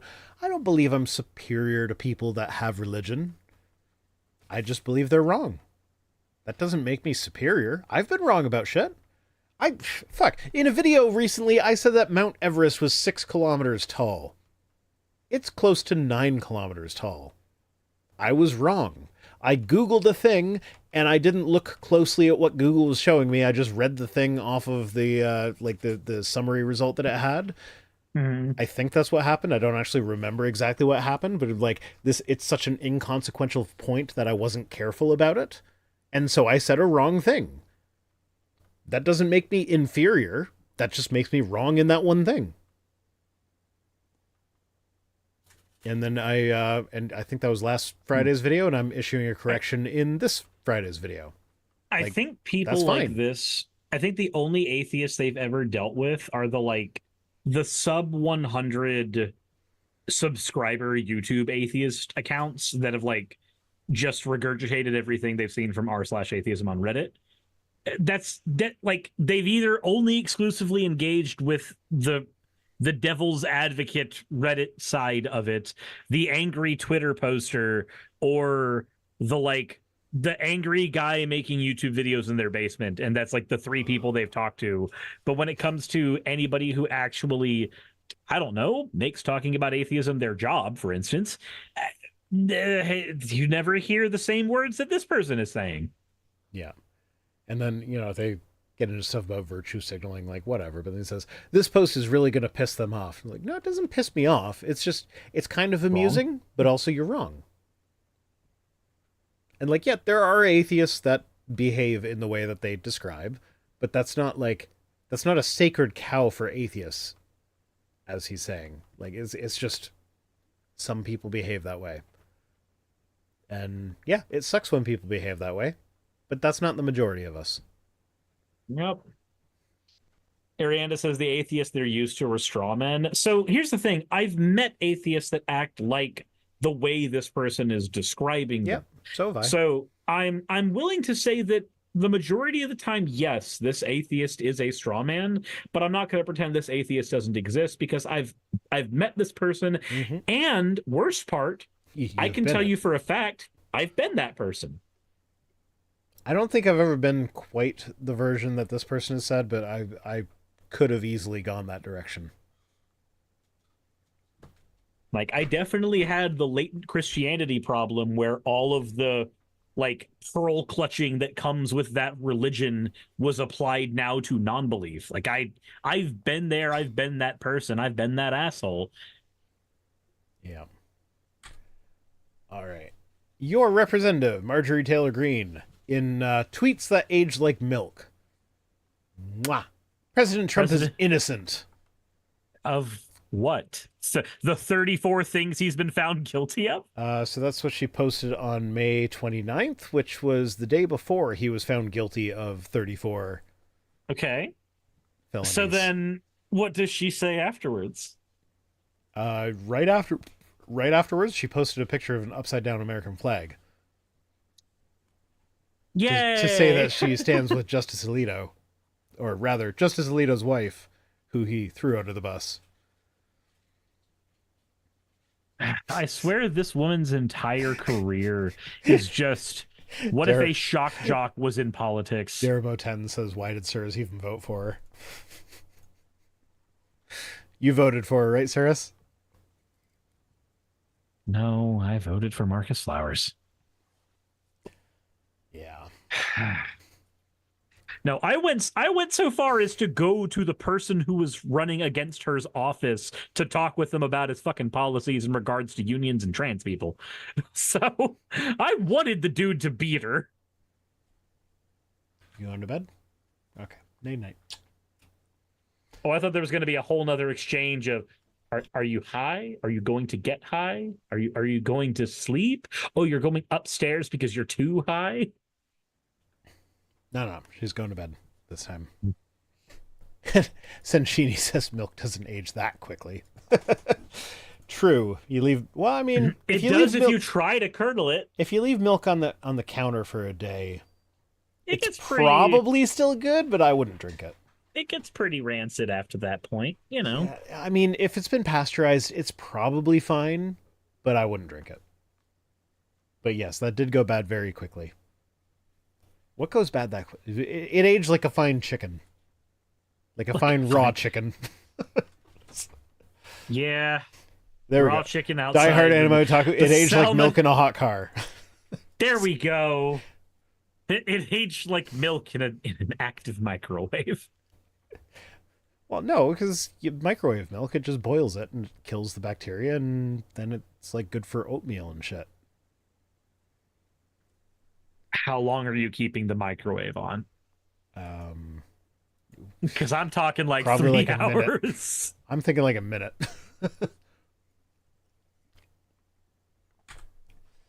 Oh, this was a comment on my video that went live yesterday on this channel.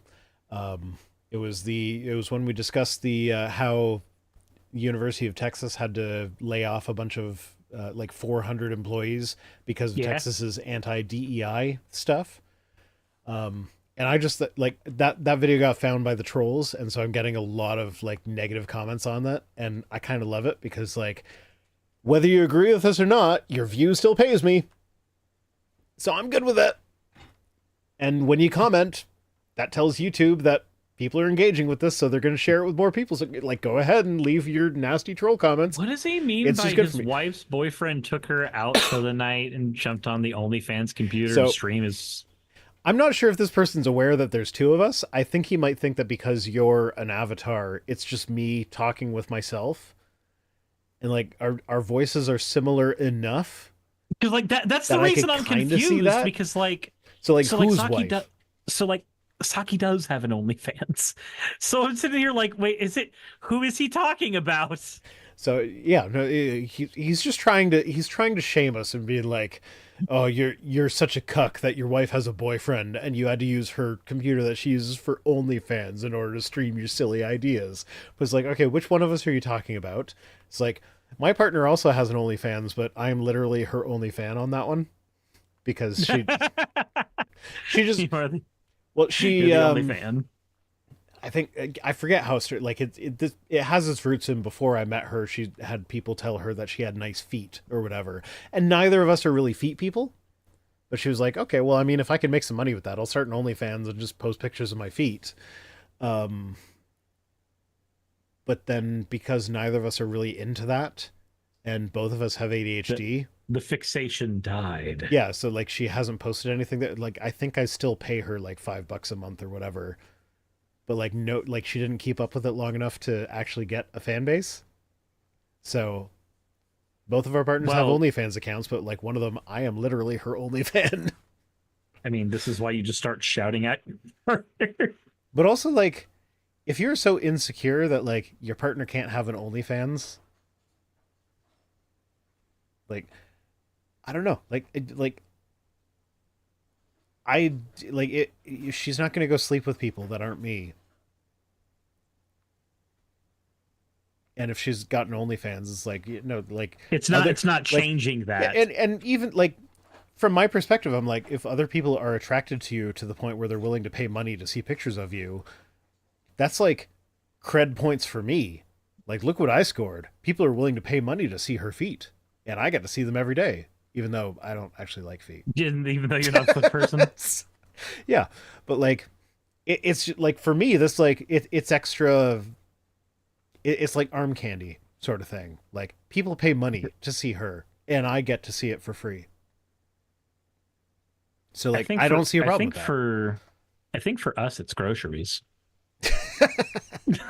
Sure. You know, given the conversation, that could also mean that I ate something like groceries, but that's besides the point. I just don't understand the whole like you should feel ashamed if your partner has an OnlyFans account. Like, because why? like here's the thing. What's the So if your partner's hot and they're a public figure, then guys are already beating off to them. Mm-hmm. You can't control that. That's already happening. If they get paid for that, then I guarantee you that at least one person has masturbated to me at some point. I've had some weird DMs in my time, so I'll leave it at that. I've not seen the DMs. I have seen comments with people saying they're attracted to me. It's usually gay men. Like I recognize that I'm more attractive to gay men than straight women, which you do have is the fine. bear sona going for you. Sure, why not? But like, and there's enough content on my channel of like me in lingerie that like, if people are attracted to me, I could see them watching that and masturbating to that. And that's fine by me. But at the same time, like, that doesn't affect my relationship with my partner. And like, nope. she knows that those videos exist. She knows that there are people on my channel that think I'm attractive. Steel Jules says, Rhino is hot, but have not done that. LOL. And that is also fine. Yet. Give it time. It's like, I'm not expecting people to masturbate to me. If you are attracted to me, that's fine. I appreciate Everybody is saying that you're more of an otter than a bear.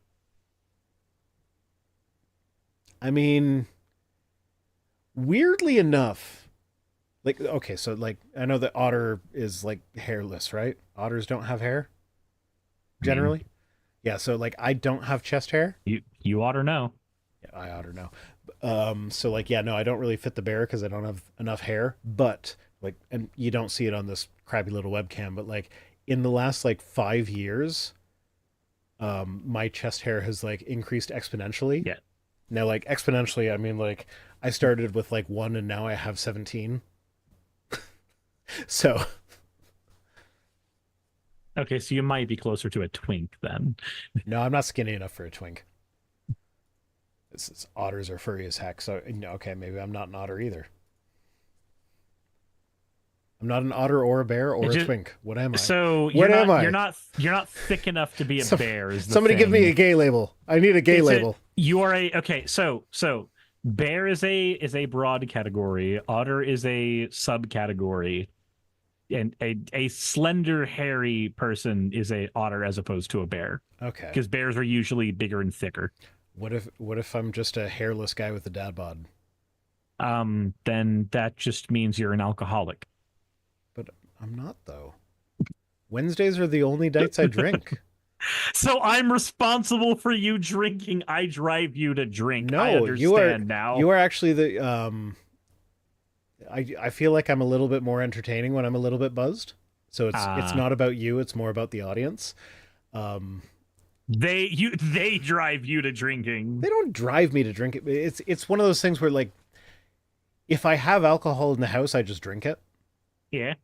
And so I've gotten to the point where like, so I used to buy like this big pack of the little beers because I'm like, oh, I can drink like 3 or 4 of those on stream and that's fine. And that's all I'll need to drink. Mm-hmm. But because I like it, if it's in the house, I just drink. So I found myself like drinking every night, but like not in an alcoholic way, just in a like, oh, I could use a beer. Sure. Why not? So it's gotten to the point where like I now will only buy like a little 4-pack on Wednesdays.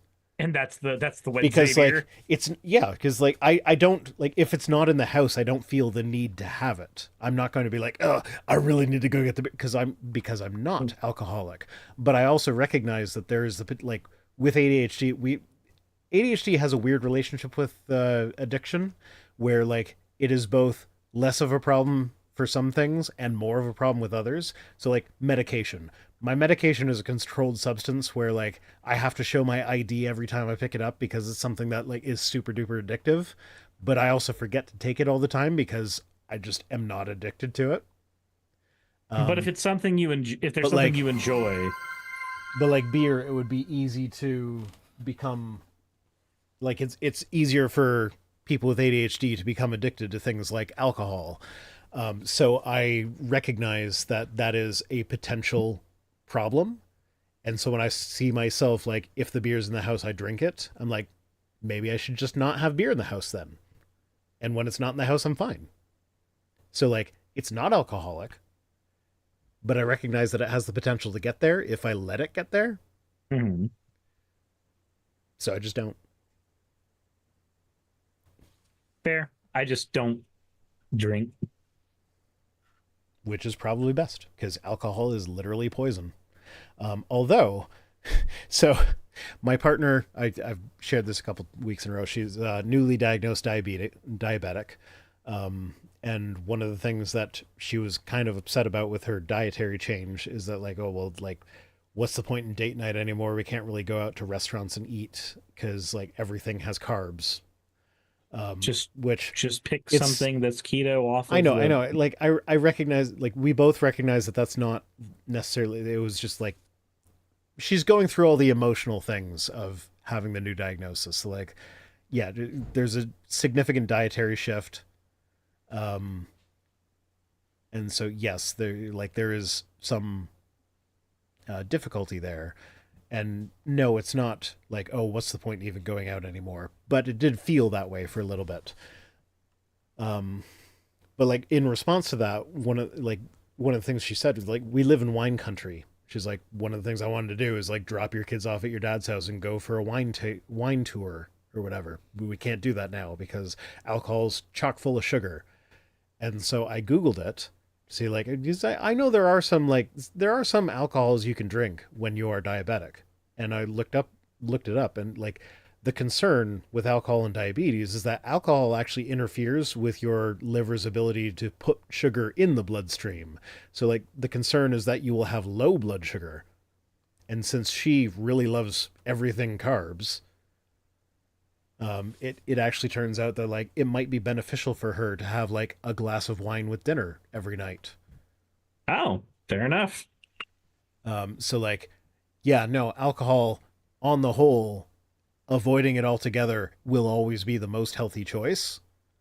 But like, there are certain benefits where like it interferes with your ability to put sugar in the bloodstream. So like having a little bit of alcohol with your dinner will allow you to have more carbs.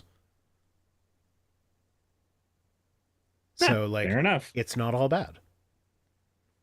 It'd still be best to just not have diabetes, but I mean, yeah, but we don't get to control that part.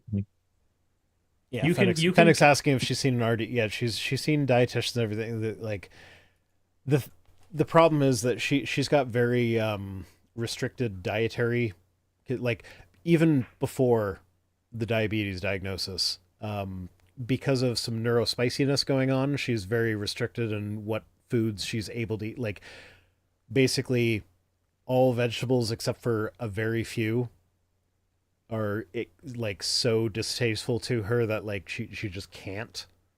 And I understand, like, it's like she feels about them the same way I feel about mint. It's a sensory issue.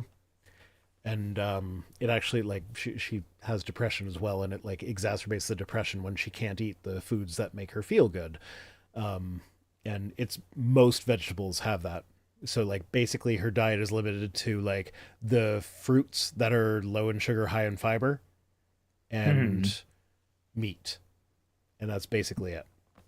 Because she can't do most vegetables. So like a dietitian, generally speaking, a dietitian would be like, oh, well, you could use like mashed cauliflower instead of mashed potatoes.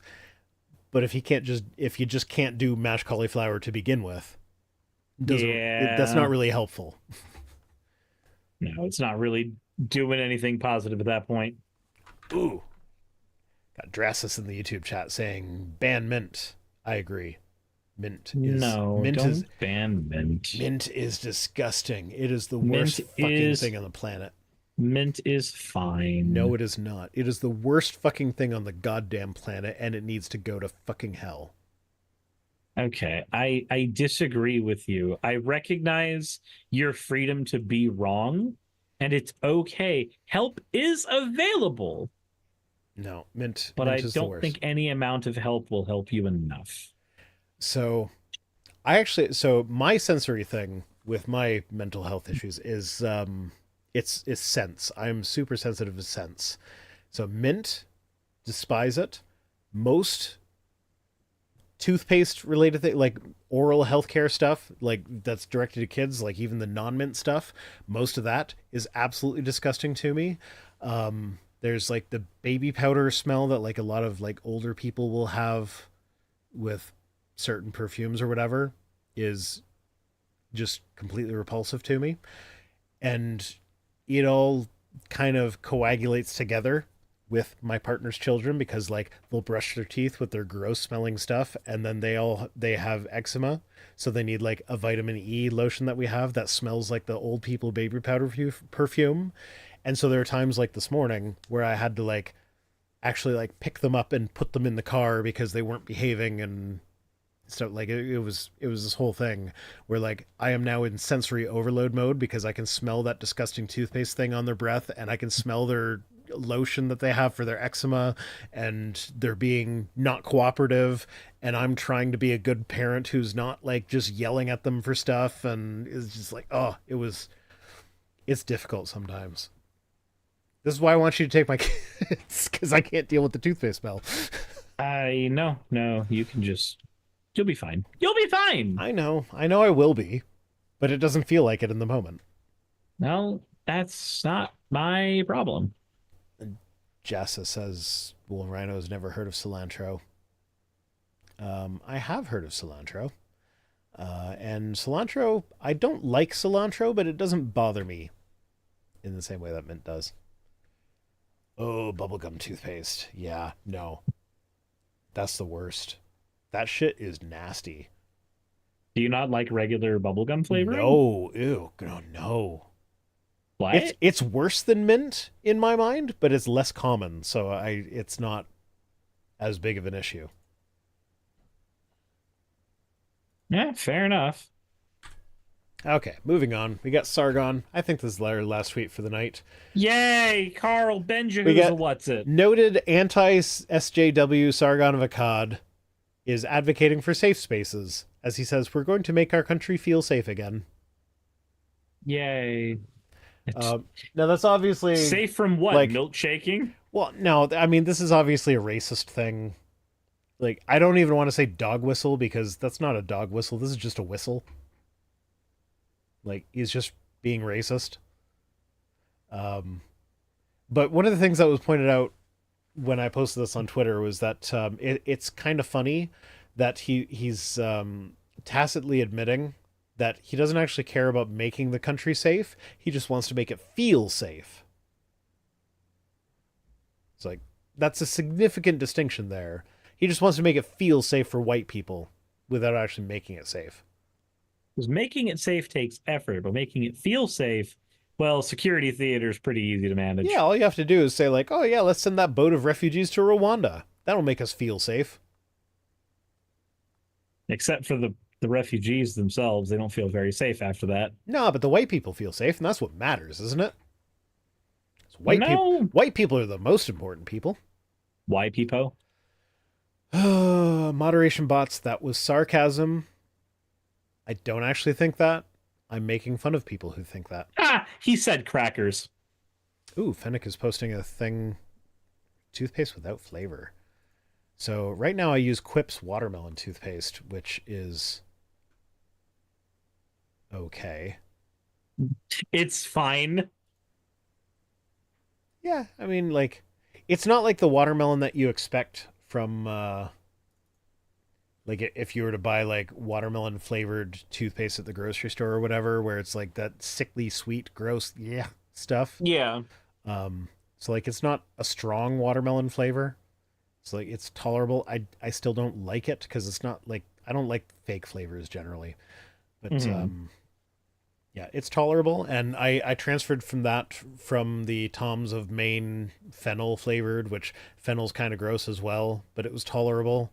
But I went to the Quip watermelon stuff because it has fluoride in it, and I like the idea of not having cavities, so fluoride is good. Fair. I can't complain with that. Cavities are really bad. They can get quite painful, so it's at least good that you're, Fluoride. finding ways to brush your teeth. Yeah, fluoride helps with that. So that's the last tweet, so we can get away from that. Yeah, so Fennec says, my sister bought that unflavored toothpaste and she let me try it, and it's weird. It has like zero taste. My teeth felt clean, but the lack of flavor was disconcerting. That sounds perfect, actually. So maybe I will try this. He needs zero flavoring of any kind to feel like a normal person. Fuck that. Who wants to feel normal? I mean, not normal in the sense that you feel boring. Normal in the sense that everything feels right. Yeah. Said so. Rhino really is bland. Yes, that's what we're saying. Actually, I really like spicy food. I'm sorry for people redeeming the hydrates. My bottle of water is not. Oh, you know what? God damn it. Well, he's gone. My stream now. No, it was right over there. It was not on my desk. It was on my partner's desk, but I thought it was further away. Oh, it's not my stream anymore. Okay. So there we go. I mean, we're about to call it quits, so it'll be your stream again soon. I thought we were going to call it the watering hole. Okay, sure. And I'm going to be hopping off after this as well. I've got a raid set up and everything. Oh, speaking of raids, I actually looked into having my YouTube stream forward my 170 viewers to your YouTube channel when I'm done. But because you don't schedule your streams in advance, I can't do that because it's like looking for one that is scheduled to go live. Wait, you can't do it to one that's already live? I could probably do it now if I were setting up a stream now because you are currently live. But if I'm setting up a stream in advance, you have to either have your stream scheduled to go live or you have to already be live. I mean, I already am live, but it won't do a whole lot for today. No, I did look into it. Let me see. Let me see if I can do that. Studio.youtube.com. I don't know if I can change that after the fact. I think I looked into it last week, but I didn't look into it very closely. So, edit. Everybody in my chat keeps talking about mpreg, and it's not fucking Love it. happening. Love it. Sure, Adam, we can call it that. Redirect. Add a redirect. Cirrus. Necocirrus live. I can redirect to you. Hip hip hooray. Yay. Okay, so when I'm done being live, it'll redirect to you. Now would be a good time to insert ads. No, it wouldn't. Fuck you, YouTube. Although Twitch tells me it's going to put an ad in 1 minute, I think. I think that's what that means. Anyway, so yeah, that's it for tonight. I'll try to remember to raid someone. I'll see if Fireborn's still live, because Fireborn was live when we went live, and he's usually live for several hours, so might still be live. We'll see. So yeah, thanks for joining me, and I'll see you next week, and as always, fuck off.